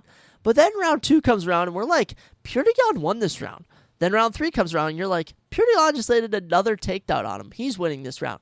Round 4, this is a close round. Round 5, this is a close round. And by the time the bell rang, you're like, I think Petr Yan just won this fight. And he did. And the striking these two are going at it is bloody, And then it's like, okay, Petr Yan has Merab cut wide open. He's looking good. And then you're like, wait a second, when did Petr Yan get cut? Now Merab's laying on him. This was great. This was a war. And it is just such a good title fight to really end the year. UFC 323 really ended on a bang, I would say, and this is just one of the examples come of it. The main event, the final title fight of the year, and it comes in at number 4 on our list. Coming in at number 3, such a forgotten title fight, which we're actually going to be revisiting in a month, and that is the UFC 314 featherweight main event between Alexander Volkanovski and Diego Lopez. The fact they're already getting a rematch, not even a year later, is just crazy to me. But this first fight, it is Volkanovski turning back the clock, looking like his prime fashion, 158 significant strikes to 63. Oddly enough, shot 1 of 11 on takedowns. I remember watching, and it didn't even feel like he shot 11 takedowns, but lo and behold, he did, landed 1 in round 1, which really differentiated himself. But the one thing about this is that Volk is landing more, but when Diego Lopez lands, it just looks so hard. Like, the shots just look painful. And round 2, when the round 2 was coming to an end and he drops Volk and is laid into him on the cage, I thought it was game over. And I predicted Diego Lopez round 2 knockout, and the fact it almost happened had me losing my mind. But this was just so much fun, such a good showcase. And truly, I'm telling you, if anyone's beating Volk right now, it's probably going to be Diego Lopez, because he's been 5 rounds with him. He knows what he's going to experience, and I'm excited to see this. But this was a war. This was my favorite title fight for so long. I mean, it really was one of my top 3 for the year. And the fact that it happened in April and was able to survive the whole year showcases how good of a battle it was. So,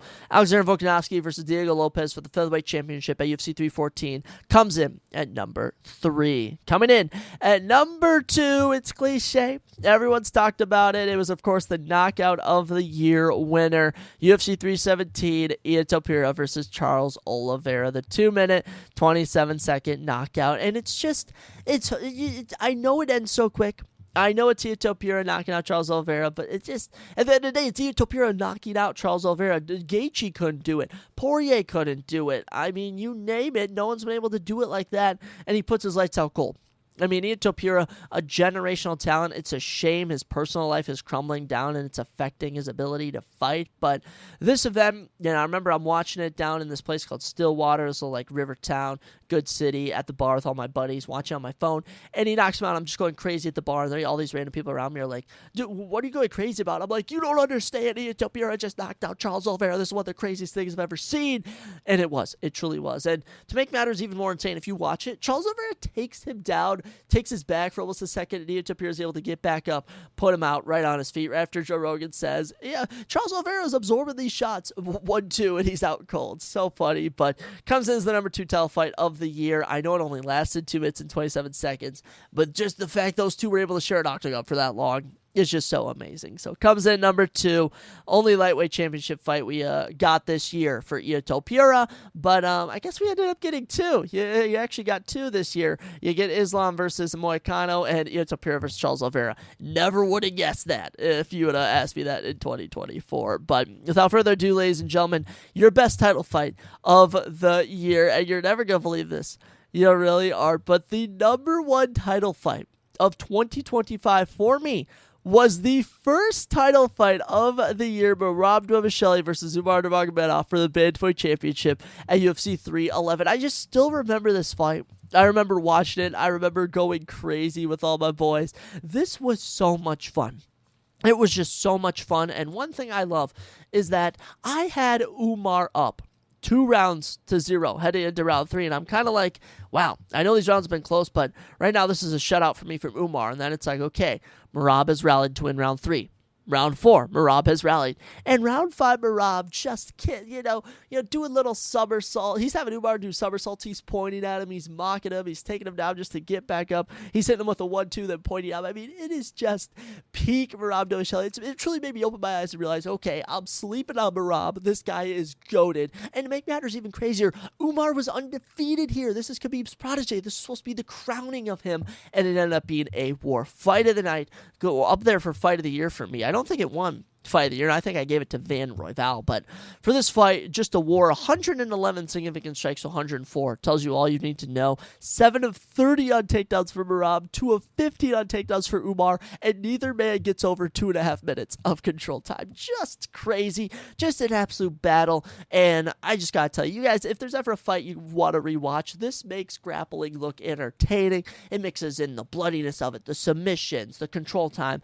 It's amazing. I encourage everyone, go check out this fight if you've not checked it out, because it is truly worth a watch. But ladies and gentlemen, that is all I have for title fights. 21 title fights down, and when I look at my list, I'd say over half, just over half, were entertaining. I'll say that 11 of the 21 were entertaining, and those other 10 were just, well, some of them were historic, some of them were boring, but at the end of the day, it was a good time. Good time in 2025 for title fights. I do think we've had better years, but in terms of 2025, we'll give it its props. And shout out Merab Dvalishvili. Clearly the title fight king this year. 4 title fights, all of them in the top 10, 3 of them in the top 5, and you can even shout out him for having the number 1 title fight of the year, in my opinion. But we're not done just yet, ladies and gentlemen. This is the final podcast of 2025, and we have to go out with a bang. It is December 31st as I'm wrapping up this recording,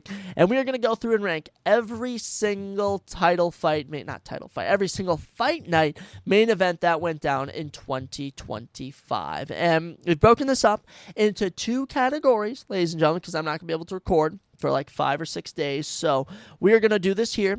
So how the categories work is we have decided to rank all the Apex events and all of the Fight Crowd events. So with Apex, there's not really a crowd. There's nothing to really go off of there. So we're just going to compare all the Apex main events against each other versus the crowd events where you actually have a crowd. You can see the crowd's reaction, the pops, the cheers. And you can actually see, how different performances take place. So we'll start with the Apex, we'll do the crowd, and then out of that, I'll let you know which are actually my top 3, if any Apex or crowd events. Which ones are better? That's what we'll actually determine as we go through this. So we had 12 Apex cards this year, and we had 17 crowd events. So in total, we had 29 fight nights this year, which is crazy. 29 fight nights. I think we had 13, I want to say, pay-per-views. Was that a total of like 41 events on the year, which was just crazy. So without further ado, let's jump in, because I do want to go over the first one here, and that is UFC Vegas 107, which went down on May 31st, and it is the worst main event of the year. It is also the worst event of the year. That is right. There's so many fight cancellations on this. You only ended up with 9 fights. And the main event is literally recorded as Aaron Blanchfield versus Macy Barber, a fight that never happened. That's right. Coming at number 12, the main event, Aaron Blanchfield versus Macy Barber. You may be like, I don't recall them fighting. It's because they didn't.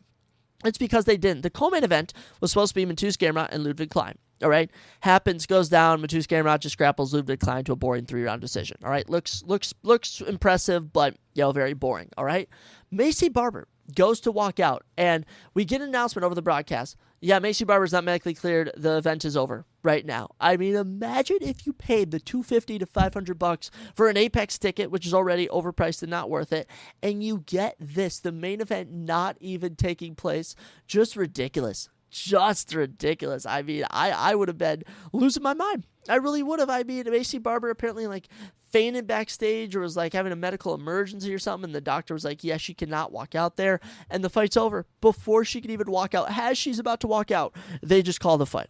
Simply ridiculous. I don't even know what you call this. Like, the event is literally titled UFC Fight Night, Blanchfield versus Barber. They didn't even change it to Gamrot versus Klein, which they've done before. Let me tell you that. So comical, hilarious, just absolutely, I have no words for it. I really don't. It is the worst fight night main event of the year. And also, when we look through the card, we're not going to go through every card, but for this card, you had 2 finishes that were both submissions. Other than that, all decisions. All boring decisions. You did have a sneaky fight of the night between Ali Sardalene and Rony Dos Santos. The first fight of the night, which was, do got to give a shout out to that. But other than that, I forgot, you did have Dustin Jacoby knock out Bruno Lopez. All right, so you did have 3 finishes of the 9 fights. But yeah, awful main event because, well, the main event never even freaking happened. Coming in at number 11, we have UFC Vegas 104, UFC Apex 104, however you want to put it. And that was Josh Emmett versus, actually, was this, I'm trying to think of which one this was. Actually, I think this was Vettori versus Dolidze. Yes, this was Vettori versus Dolidze. Yes, I would love this for my rankings. So I'm doing my rankings right now, but I already have them all listed out. Yes, Marvin Vettori versus Dolidze comes at number 11. This is boring. This is a boring main event. This is Marvin Vettori losing every single round after the first round. I mean, I have no words. I really have no words. He casually wins the first round. You're like, okay, that was a close round. Then you're like, okay, Dolidze outstruck him in round 2. Okay, he kind of won round 3. Okay, he won round 4. Okay, he won round 5. Is that it? I mean, just boring, just dull. It's nothing exciting. It's nothing good. It is worse than the first fight. I have no idea why we needed a rematch 2 years later, but the first fight was 3 rounds, and it was kind of boring. This one was 5 rounds, and it was really boring. And to make matters worse, Marvin Vettori would go on to really have an awful year. He went 0-3 in 2025. He's actually 1-4 in his last 5, and it's probably going to be make or break for him in his next fight. And as for Roman Dolidze, we're going to hear about this in a second. He was mauled by Anthony Hernandez, not but 6 months later. So boring, dull, not worth it, and yeah, was not rocking with this main event at all. Now, coming in at number 10, I can't believe we're jumping into the top 10 here, but it's not really the top 10. It just comes in at number 10. UFC Vegas 105. Here we are, Josh Emmett versus Lee Rowan Murphy. And funny enough, we saw how good Lee Rowan can be. Knock out Aaron Pico, but here it was pretty much just him showcasing his versatility against Josh Emmett. I mean, he defended 7 of 11 takedowns, was able to wrap up the final 4 rounds after, I'd say, maybe losing round 1, but like I said, boring. And when a fight's boring in front of the apex, there's no one to boo. It's just you have to witness the just dullness of it. And I'd say from here on out, every single Apex main event is good. Like, this was the best year of Apex cards I maybe have ever seen. You could even say, 2020 was a good year, but this one is probably the best since 2020.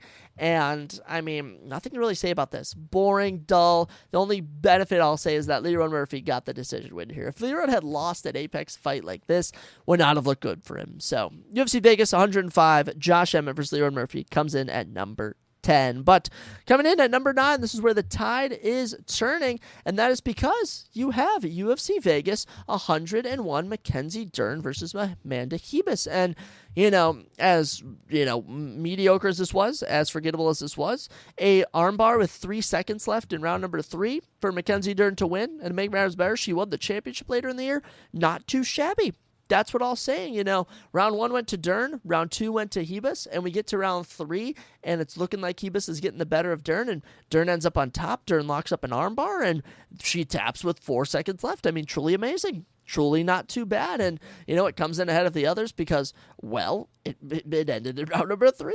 It was an armbar. So, shout out Mackenzie Dern and shout out Amanda Hebus. How about that? One of her final UFC fights, and she manages to get in a main event. I don't know how she kept doing it. I don't know who kept giving Amanda Hebus main event. She never won. Literally never won a main event. Who kept doing it? I don't know. Hunter? Dana? Who kept doing it? All right, coming in at number 8, we have UFC Vegas 108. That is right, UFC Vegas 108 coming down to you August 2nd. It was Tatsuro Taira versus Chung Sung Park. And, it comes in at number 8.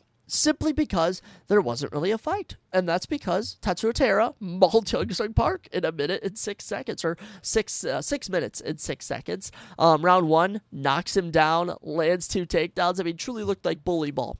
Really was. If I were to tell you these two are both in their 20s, and you would think they're a bit closer, but the skill gap here was just so big. Just so big, and, we're barely 15 seconds into round number 2, and Tatsuro lands a takedown, shoots 1 of 2 takedowns, lands it, is able to lock in a neck crank from back control. I mean, he's pounding his head and then just locks in a neck crank. Just a mauling from Tatsuya Taira, and really love the bounce back here from Tatsuya Taira after losing his lone fight, a split decision fight of the night to Brandon Royval in 2024, bounces back, finishes Young Sung Park in a main event, and then finishes Brandon Moreno. So Tatsuya Taira actually making the Apex entertaining. This was actually an entertaining mauling, if you ask me, and as a Tatsuya Taira fan, I was going absolutely ballistic. So UFC Vegas 108 comes in at number 8. Sticking with the flyweights, UFC Vegas 103, you have Manel Kape versus Asu Almabayev, and, I actually found this oddly entertaining. I have no idea how I found this entertaining, but there is something about, it's famous for this one moment where Manel Kape is putting the pressure on Asu Almabayev, and the finishing sequence is Asu literally sprinting around the cage in a circle, running away from Manel Kape. It is so funny. Manel was able to defend all 6 takedowns, really showcased his skills in this matchup, pieces him up in round 1, is actually outstruck significantly in round 2, but his shots were harder, and then round 3, just the entire finishing bit, about 2 minutes in, I mean, Asu is just on the ropes, falling backwards, running, and then eventually ref is forced to step in. Mike Beltran's like, all right, enough of this nonsense, and Manel Kape wins. And some people are saying early stoppage, but we're going to talk about how he ended the year, Manel Kape, but really put a stamp on the fact that this wasn't an early stoppage. This was Manel clearly being better, and the fact he was able to get a TKO. Honestly, absolutely loved it. UFC Vegas 103 comes in at number 7. Coming in at number 6, I have UFC Vegas 111. That is right, one of the more recent Apex events. It was Gabriel Bonfim versus Randy Brown, and this was one of the most random ones. All right, truly, I have no idea who thought this was a good idea to make. Gabriel Bonfim, coming into this matchup, was 18-1 with 17 finishes. Okay, it might have been 16 finishes, but he was an absolute wrecking machine. And yeah, Randy Brown had one of the best knockouts of the year against Nicholas Dalby, but he had just lost to Brian Battle, for goodness sakes. And, people are bringing up his run so far. He honestly had fought in some tough names, but round 1, Gabriel Bonfim is outstriking him on the feet, 24-19. And then round 2, head is in the clinch. Randy Brown brings it down as he's dropping out. Gabriel Bonfim brings his knee up, literally puts Randy Brown's lights out. I mean, literally arms go flat, falls backwards. The only reason he woke up is when his head hit the canvas and he woke up for a second. It was kind of funny. Gabriel Bonfim slipped when he threw the knee, gets back up, starts landing follow-up punches, and that was that. Mark Smith steps in, stops it. But I love knockouts. I really do, and especially for this card. I mean, this was actually a really good Apex card. I do want to shout it out. We had so many finishes, and the final 4 fights of the night were all finishes. Just always makes it a recipe for success. You also had, actually the final 5 fights were finishes, and I think of our 13 fights, I think 9 of them were finishes. Wow, this is actually a really good card. Might have been 8, actually. 8 of 12 fights were finishes. Wow. Yeah, always a recipe for success when a card is like that. When you cap it off with a main event like this, always good stuff. 1 minute and 40 seconds in, Gabriel Bonfim with another knockout, and now he's poised for a big 2026. So shout out Gabriel Bonfim, and shout out Randy Brown. At mid-30s, you were able to finesse yourself a main event, Randy Brown. Touche. I must give you your flowers. I don't know how you did it. Alrighty, jumping into the top 5. Coming in at number 5, we have UFC Vegas 110. UFC Vegas 110 with Steve Garcia versus David Onama, and I never saw this. I really didn't. I had Steve Garcia winning. I had him getting a knockout, but I did not think the skill gap here was so wide. 33 significant strikes to 2. And he gets the 3.5-minute TKO of David Onama. Drops him, keeps the pressure on him, is just laying into him. The boxing of Steve Garcia is going to make dudes just wake up with broken noses in the top 5. I mean, holy cow. I'm so pumped to see Steve Garcia in 2026. And first main event, only main event of the year for him, and he does not falter. He does not quake. He dominates, he destroys, and he takes out David Onama in dominant fashion. And I had to throw it in at number 5. One of the best knockouts for main events of the year. And, it's not necessarily a straight knockout where he just face plants against the canvas, Carlos Prates style, but this is one where he's just absorbing so many shots that are landing clean, and he's up against the cage, and then he's falling backwards, and he's just getting knocked down. I mean, it is mean machine. That's Steve Garcia's nickname, and, it's a mean machine when he's running through you with his punches. Coming in at number 4, you have UFC Vegas 106, and you may have forgotten about UFC Vegas 106. I'd say it's a fairly forgettable card, but if you remember, in May, Gilbert Burns took on Michael Morales in a fight night main event, and actually a very good UFC Apex event. Head to bottom, you had fight of the night, you had, I want to say, 7 finishes on the card, and it ends with utter destruction from Michael Morales, 33 significant strikes to 5, 2 knockdowns in 3 minutes and 39 seconds. That's right, in 3.5 minutes, Michael Morales drops Gilbert Burns twice, lands 33 significant strikes, only allows 5 significant strikes to be landed, also got taken down and got up after 30 seconds against a black belt in Gilbert Burns. So, Michael Morales, we knew he was good, but this was really just the crowning of him here. And his run in 2025, 2 round 1 knockouts, both in 3.5 minutes, both performance of the night. So, Michael Morales, keep him on your radar. He's probably getting a title shot in 2025. And, finishing Gilbert Burns here, it sucks to see. Sucks to see a legend like Gilbert Burns go down like this, but just really awesome to see, especially picking Michael Morales. I hate to be against Gilbert Burns, but I was going nuts cheering for him. I was like, get him, Michael, get him. And he was just, every shot just looked like it rattled Gilbert Burns' brain. I mean, such a good main event, so fun, and I know it was a quick knockout, but that's how it goes sometimes. Alrighty, jumping into the top 3 main events for the year. First up, the final fight of 2025, your UFC Vegas 112 main event, Manel Kape versus Brandon Royval. And let me just tell you, this was so shocking. I picked Manel Kape to win. I picked Manel Kape by knockout. But even when you predict it, it's just crazy to see it come to fruition. 3 minutes in, Manel Kape just lands a beautiful combo, dropping Royval. Royval begins to wake up. Manel Kape knocks him out again with punches. As he falls down again, he wakes up again, but it is game over. Manel Kape knocks out Brandon Royval, and I don't know if it's going to be Tetsuya Taira. I don't know if it's going to be Manel Kape, but Manel Kape is for sure getting a title shot in his next fight or 2. I mean, amazing. Amazing. What a way to end the year with a knockout. I mean, it doesn't get much better than that, especially a main event knockout of that caliber. Oh, top tier talent. And when I look back throughout the year, I'm pretty sure we've ended like the last, I want to say 3 years with the final fight being a finish, which has been pretty good. I know last year was a knockout in our main event, Colby Covington versus Joaquin Buckley, but for Manel Kape, Brandon Royval, great knockout, great way to end the year, especially on an Apex card. Double thumbs up to you, Starboy Manel Kape. Alrighty, coming in at number 2 and number 1. These fights are both longer ones, but neither one made it to the buzzer. In fact, neither one made it to round number 5. But coming in at number 2 is UFC Vegas 109. That is right, UFC Vegas 109. The mauling, the utter destruction that was Roman Dolidze versus Anthony Hernandez. Anthony Hernandez literally just accosting Roman Dolidze. Just brutal. Just a beat down on him. 91 significant strikes at 36, 9 for 11 on takedowns, 120 total strikes at 39. A submission attempt in round number 4 to end it. 7 minutes and 48 seconds of control time. This was Anthony Hernandez truly showcasing, I'm the man, I'm next, I'm a threat at middleweight, and he was, and I don't think any of us are going to forget that finishing sequence, laying into him with knees, then wrapping him up and walking away with him as he's choking him out from behind, literally just drops him to the mat.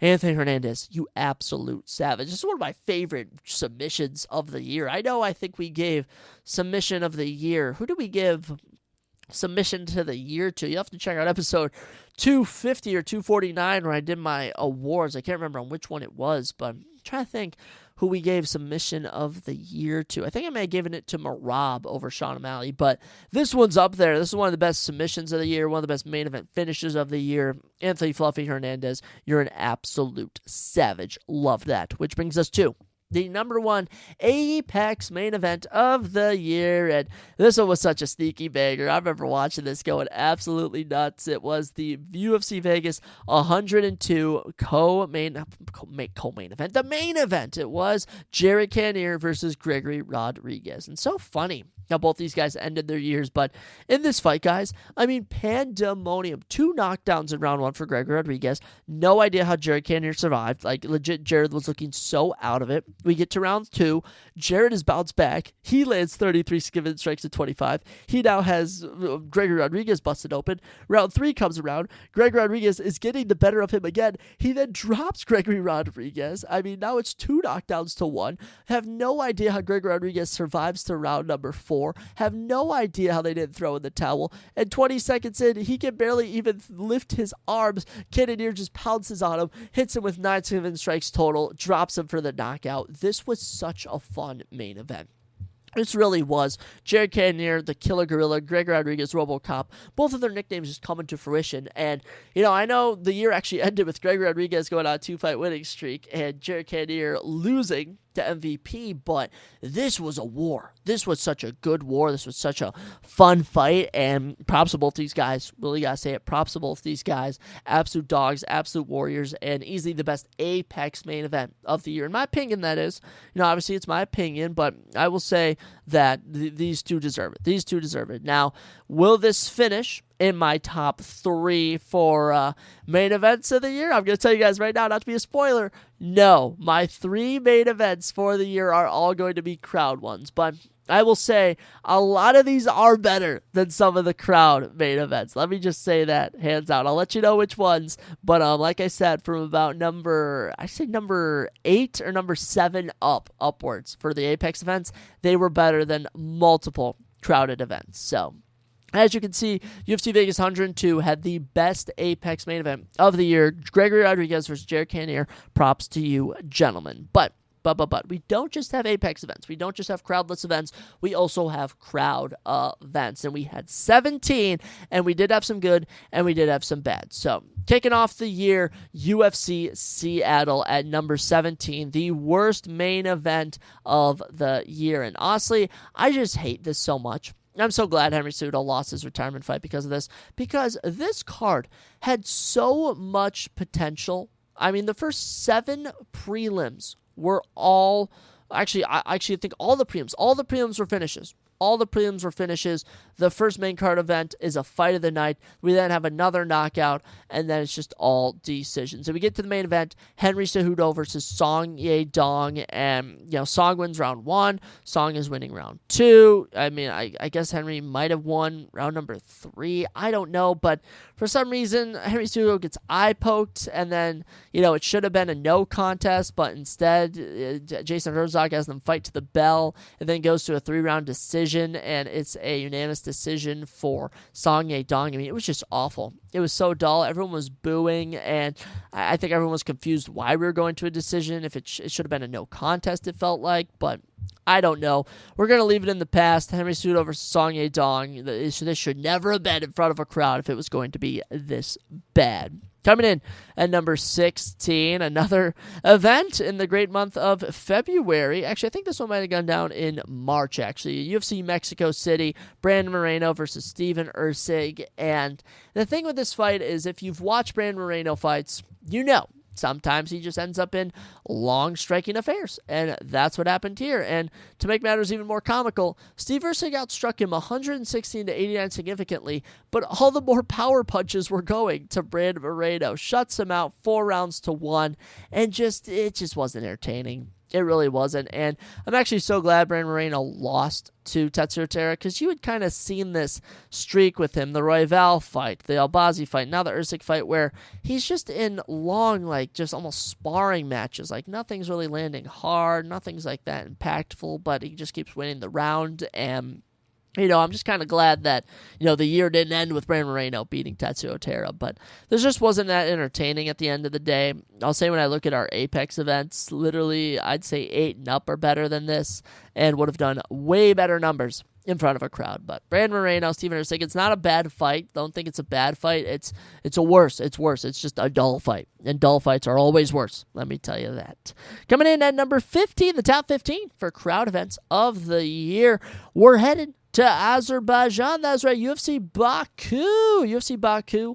What a fun event that was, right? June 21st in Baku, Azerbaijan. Jamal Hill, Khalil Roundtree Jr. should be a recipe for success with how good both of their fights were against Jiri Prochazka. How about no?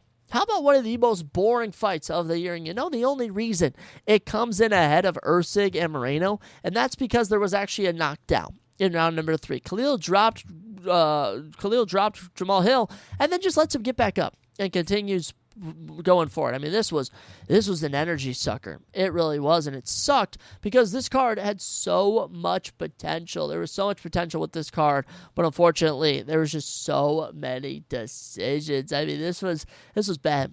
This was bad. Out of the 12 fights on this card, only two were freaking finishes. I mean, oh my goodness. And that one fight of the night was also the fight with the finish. So just was not a good way to cap off a card. And this fight alone is a shutout from Khalil Roundtree Jr., and it is just dull. It is boring, and it comes in at number 15. Coming in at number 14, one of the most heartbreaking ones of the year for Rainer De Ridder. It's UFC Vegas Vancouver. Rainer De Ridder versus Brendan Allen. Brendan Allen stepping in on short notice, and we get round 1 going, and Rainer De Ridder's destroying Brendan Allen. You're like, okay, Anthony Hernandez was supposed to be stepped in here. He, of course, got injured, couldn't fight. In steps Brendan Allen. Rainer De Ridder getting a, layup here, many people felt, and Rainer De Ridder is looking good. All right, he's looking good. He, almost submits him in round number 1. We then get to round number 2, and we're like, okay, he's kind of gassing out a bit, but, Brendan Allen's getting the better of him, but still entertaining. Round 3, okay, Rainer De Ridder goes for a submission attempt, then gets reversed. Okay, Rainer's getting his butt whooped here. Okay, round 4, Rainer can barely stand. He just got taken down in 4 seconds. And, he's getting his butt whooped, isn't he? Oh, he's quitting on the stool in round number 4. Oh, okay, that's the fight. Oh, man. The only reason it comes in at number 14 ahead the other 3 is because there was actually some excitement here. There's actually a bit of pizzazz. Okay, submission attempts, some significant strikes. But, yeah, Rainer De Ridder having a career year, might have won Fighter of the Year if he'd have won this, but lo and behold, chokes it at the buzzer, couldn't get it done. The 4 victories in the year evaded him, similar to Merab. Only Salsa Boy and Marcos Acosta could get that done. You know what I'm saying? 4 wins in the year for them. And yeah, just gets bloodied until the end. And after starting off the fight, I mean, the ratio in rounds 1 and 2 were 5 minutes and 52 seconds of control time to 3 minutes and 15 seconds for Rainer De Ridder. The fight ended with 11 minutes and 39 seconds of control time for Brendan Allen, 7 minutes of control time for Rainer De Ridder. So just a tale of gassing out, a tale of not having a gas tank, and UFC Vancouver, yet again, you are screwed. The candidate cards just cannot catch a break with having boring fights. I swear, something's about it. Coming in at number 13 on our list. Next up, UFC Kansas City. That's right, UFC Kansas City. And it's crazy to think, with how the year ended for him, that Carlos Prates did not deliver in this main event against Ian Machado Gary. And the issue is he just didn't start going until like halfway through round 4. I have no idea what was going on, but Ian Gary casually wins round 1 striking, casually wins round 2 striking, casually wins round 3. Okay, halfway through round 4, all right, Carlos Prates decides to wake up. Round 5, Carlos Prates decides to fully wake up. And then, it was just far too little too late. He had just been down 3 rounds to 0 heading into round 4. And, I agree with the 48-47 scorecard. I also agree with the 49-46, being that Ian Gary won half of round 4. But it's always such a weird sight when you see a fighter who has lost the early rounds end the fight on top when it's too little too late. I can mention many fights. 2 fights actually come to mind. Colby Covington versus Leon Edwards, and Leon Edwards versus Bilal Muhammad. Both guys have lost 4 rounds to 0 and then win the final round. That's what I compare this fight to, but comes in at number 13. It's a shame that it's just these two didn't mesh well together. And I blame Ian Gary. I don't blame you, Carlos Prates. I love you too much to ever blame you. Coming in at number 12, I have UFC Paris. That is right, the UFC main event between Nasruddin Imavov and Caio Borralho. Now, funny enough, this won my event of the year. This is, I think, the best fight night event of the year, hands down. I do think this also is better than some pay-per-views. That's how good this was head to toe. But the main event, at the end of the day, is Nasruddin Imavov outstriking Caio Borralho. That's the name of the game. And you actually look at it, and every single round except the final round, Nasruddin outstruck him. And at the end of the day, Nasruddin was better than Kyle Barallo. And there's not much to say. It's entertaining. I think the fact that the entire card leading up to this was fantastic. So this one just had momentum, and it didn't feel that bad when you got to round 3 and you're like, okay, they haven't done much. I know they're going to unload. But, at the end of the day, 5 straight rounds was kind of mediocre, but was still decent. Lands at number 12. The event as a whole really carried this main event heading into the ending of it. Coming in at number 11, just missing the top 10, you have UFC London. Remember UFC London, guys? In London, England, coming down March 22nd. Sean Brady, Leon Edwards. Now, this is before Leon Edwards was ever knocked out by Carlos Prates. This is before Sean Brady was ever knocked out by Michael Morales. And what you witnessed here was something we had never seen. And that is Sean Brady utterly mauling Leon Edwards. I mean, let me tell you, the craziest moment was round 2. 3 seconds in, Sean Brady lands a takedown. Leon doesn't even throw a significant strike in that round, okay? In round 4, he threw 2. He didn't land any, though. And he got submitted with a guillotine 1 minute and 39 seconds into round number 4. And it was so shocking. We had never seen Leon dispatch this much, and be it, we'd also never seen him get submitted. So this was a historic moment. This was pretty crazy. And, it was actually entertaining picking Sean Brady, watching him dismantle him into a victory here. So lands at number 11, ended before round 5, and honestly, thank goodness, because this was turning into such a one-sided affair. You were like, okay, when is Sean Brady going to submit this guy? Oh, he finally did. Good riddance. Alrighty, but let's jump into our top 10. Coming in at number 10, you have your UFC Perth main event, Carlos Ulberg versus Dominic Reyes, and let me just tell you how this fight goes. It lasted 4 minutes and 27 seconds. It was Carlos Ulberg and Dominic Reyes going back and forth. Little jab punch, little kick there already. Okay, and a 1-2 from Carlos Ulberg, and that's game over. Okay, Dominic Reyes has been knocked out cold yet again. And it was kind of like, good for Ulberg. He has cemented himself as the number 1 contender. He has won in front of his home crowd. He has won his first main event. Unfortunately, Dominic Reyes was put out cold yet again. Broke my heart. I love Dominic Reyes, but I do like Carlos Ulberg. So props to him. It lands at number 10. Honestly, this is something that should have been in the Apex. If this was going to end this quickly, come on. But no, the crowd went nuts, which you love to see. I'm just joking as a Dominic Reyes fan, but lands at number 10. Pretty entertaining, I'd say, at the end of the day. Landing at number 9 on our list, we have UFC Atlanta. Gosh, I forgot about UFC Atlanta, if I'm being honest. Joaquin Buckley taking on Kamaru Usman at UFC Atlanta, which was an event that was really plagued with decision fights, but this one was actually entertaining somehow. 44-7 strikes to 41 in favor of Buckley. You saw 13 minutes control time for Usman, but somehow entertaining. Somehow just made this entertaining, and I don't even know how. Like, honestly, watching this back, I was kind of like, how did I think this was a fight of the night at the time being? But it did. It was a good win for Usman, his first win in, oh my gosh, I don't even know how many years. It was his first win since 2021. Like, it was a long time coming for Kamaru Usman, and long overdue, I'll say, and he was able to get it done. And you know what? Joaquin Buckley showed he can go to the distance with one of the greatest welterweight champions of all time. You could even say number 2 or 3 on the GOAT welterweight list. So props to them. But yeah, end of the day, UFC Atlanta, decision fight. Actually pretty entertaining, though. Do got to give it some props. Coming in at number 8, we have UFC Des Moines, Iowa. I forgot about this one. May 3rd, I remember it was a finals week for me, and I was at the bar, and this was on the big screen. And I'm like, oh my gosh, I picked that guy to win, everyone. Look it. And no one was looking. But Corey Sandhagen defeats Deiveson Figueiredo in round number 2 with a TKO. Now, I know it was an injury on Figueiredo's part, but, Sandhagen was still giving him the need. Sandhagen caused the injury. Okay, this wasn't self-inflicted like Pantoja. No, this was Sandhagen looking prime, looking good, and this earned him a title shot. People forget about that. He got a title shot off of this performance of the night, TKO. So props to Sandhagen. And as for sweet Deiveson Figueiredo, don't worry, you bounce back later in the year. Now just get ready for Umar Nurmagomedov on January 24th of 2026. But yeah, UFC Des Moines, good fight overall. Corey Sandhagen mauls Davison Figueiredo.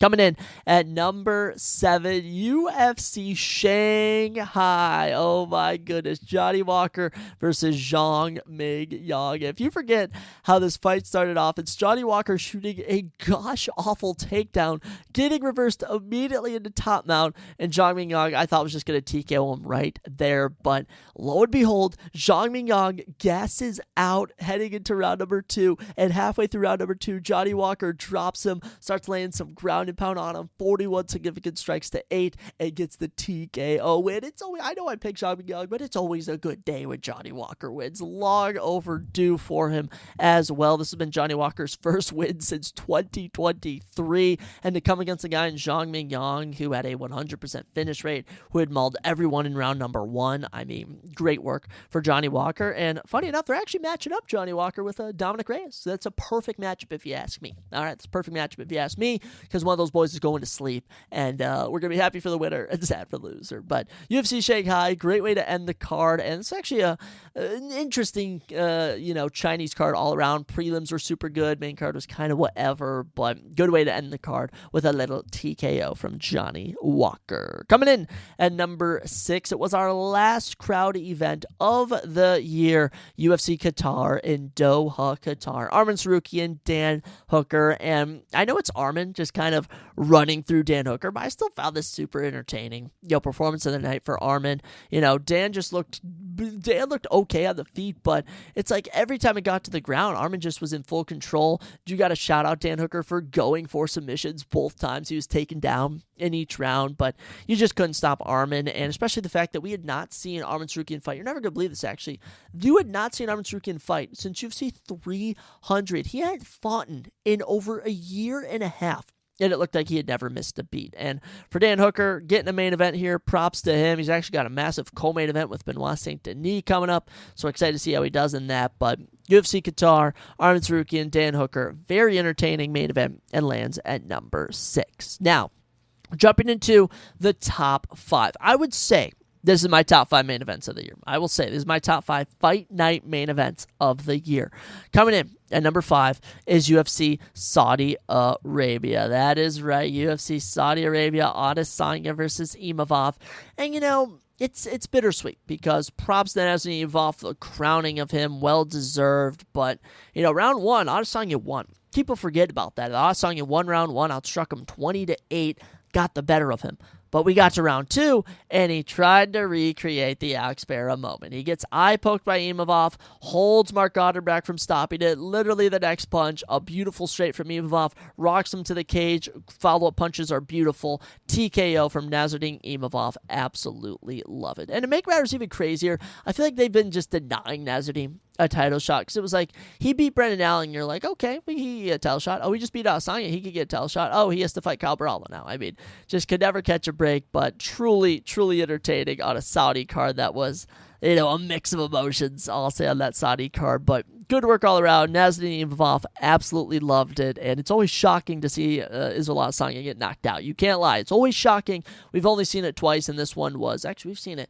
What have we seen it now? 3 times? We saw him submitted by DDP. That's what it was. But coming in at number 4, is it a good fight? Is it a good fight? No, it's sloppy. It's messy. It's honestly a mess. But it is the most beautiful mess that I will watch over and over and over and over. It is the UFC Nashville main event between Lewis and Teixeira. Derek Lewis, Talshot Teixeira, 35 seconds. Derek Lewis shuts up that 6'7" tall trout of Talshot Teixeira. I mean, Talshot is walking around all week saying this is going to be the easiest win of my life. This is going to be the easiest win of my life. And Derek Lewis knocks him out in 35 seconds. So satisfied. And people are complaining about the finish. Like Talshot Teixeira isn't getting whacked in the face. And he's literally gripping the cage to bring himself up. So glad the fight was stopped there by Herzog. And watching Derek Lewis win is always so satisfying. To make matters crazier, Talshot goes out and kind of injures him. I think he might have eye poked him. And then we get the fight going. And Derek Lewis just starts swinging for the fences. Clips an overhand. Down goes Talshot Teixeira. Does not get much better than and that. Absolutely loved it. Which brings us to our top 3. What were the top 3 Fight Night main events of the year? You may be wondering. Well, coming in at number 3, we had UFC Rio de Janeiro, UFC Brazil, and I know it's just Charles Oliveira submitting Matheus Gamrot. It's nothing special, right? No, it is everything special. Charles Oliveira getting a rear naked chokehold finish in a main event in Brazil in 2025. Insane. Utterly insane. I mean, the crowd was so loud. This is one of the loudest crowds I've heard at a UFC event. In round 2, when he lands the takedown, when he takes the back, and when he locks in the rear naked choke and Matheus taps, oh, that place exploded. Oliveira leaps over the cage, goes into the crowd, going crazy. I mean, this is one of those moments they're going to be showcasing. I mean, it was runner for submission of the year. Let me tell you, it was such a good submission, and it was just a blast. It was a blast, head to toe.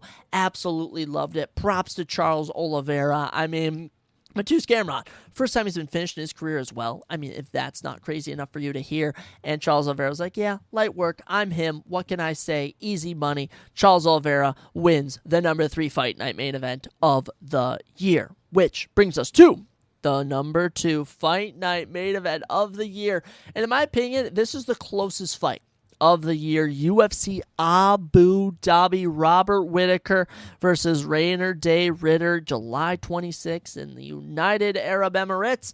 This was so close. This is one of the closest fights I have ever seen. You know, round 1, close. Might have gone to Whittaker. Round 2 goes to Rainer Day Ritter. Round 3, still no idea how Rainer Day Ritter survived the knockdown and follow-up from Robert Whittaker. I still have no idea. I still have no clue. But not only did he survive it, he managed to land a takedown and get 2 minutes and 39 seconds of control time. I mean, literally crazy from Rainer Day Ritter. And to make matters even better, comes back to win round number 4. And this fight is all tied up in round number 5. And it is dead even in round 5. I mean, 50-50 split. You go to the judges' scorecard. Cartridge scores it for Rainer Day Ritter. Mike Bell scores it for Whittaker. Who's David Letheby scored for? Rainer Day Ritter. I mean, what a main event. It was live on ABC. Watch it with my family. No one had any idea who to pick. Like, it was such just a even fight down to the wire. Goes to Rainer Day Ritter. Love the decision, and props to both these guys delivering us. You know, it didn't even win fight of the night, for goodness sakes. They gave it to Shara and Marc-Andre Barriault, but this was just such a competitive fight, such a showcase of mixed martial arts as a whole. Lands as the number 2 Fight Night main event of the year, which brings us to what is the number 1 Fight Night main event of the year. It's better than any Apex or crowd event, let me tell you that. It is the UFC Noche main event, Diego Lopez versus Gene Silva. And I notice we are going to go a bit over on time here, so this will not be available to YouTube viewers, as if it goes over 2 hours, it doesn't get uploaded automatically, and I'm not going to go and upload it on my own. But let me just tell you about Diego Lopez and Gene Silva real quick.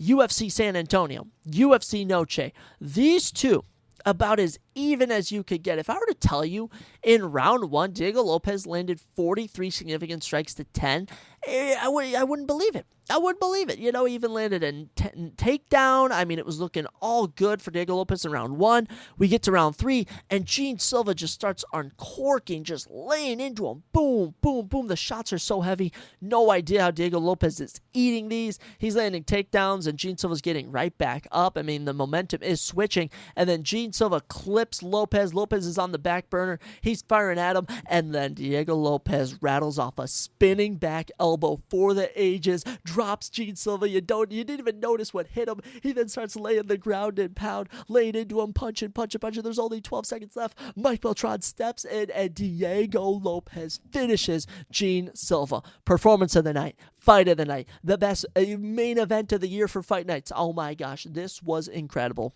This had it all. This had the thrill. This had the excitement. This had the back and forth. And it showed. It showed that Gene Silva can hang with the top 5, but Diego Lopez runs to the top 5. I mean, oh my goodness. Diego Lopez has just came into the UFC and has just taken it by storm. Props to the kid. You really got to give it to him. Props to the kid. And he's earning a rematch against Volkanovski. Can you believe it? He's earning a rematch against Volkanovski. I don't know how he's doing it. I really don't. You know, shout out to you, Diego Lopez. That's all I'm going to say. But easily my favorite Fight Night main event of the year. This was phenomenal. this was phenomenal, guys. I just want to say this was great. This was wonderful. And you really should check it out if you haven't seen it. But UFC San Antonio, UFC Abu Dhabi, and UFC Rio are your top 3 fight night main events of the year. But great year for Apex cards. Like I said, 12 Apex events, and I'd say 9 of the 12 were good. Out of the crowded events, I will say I'll give 12 of the 17.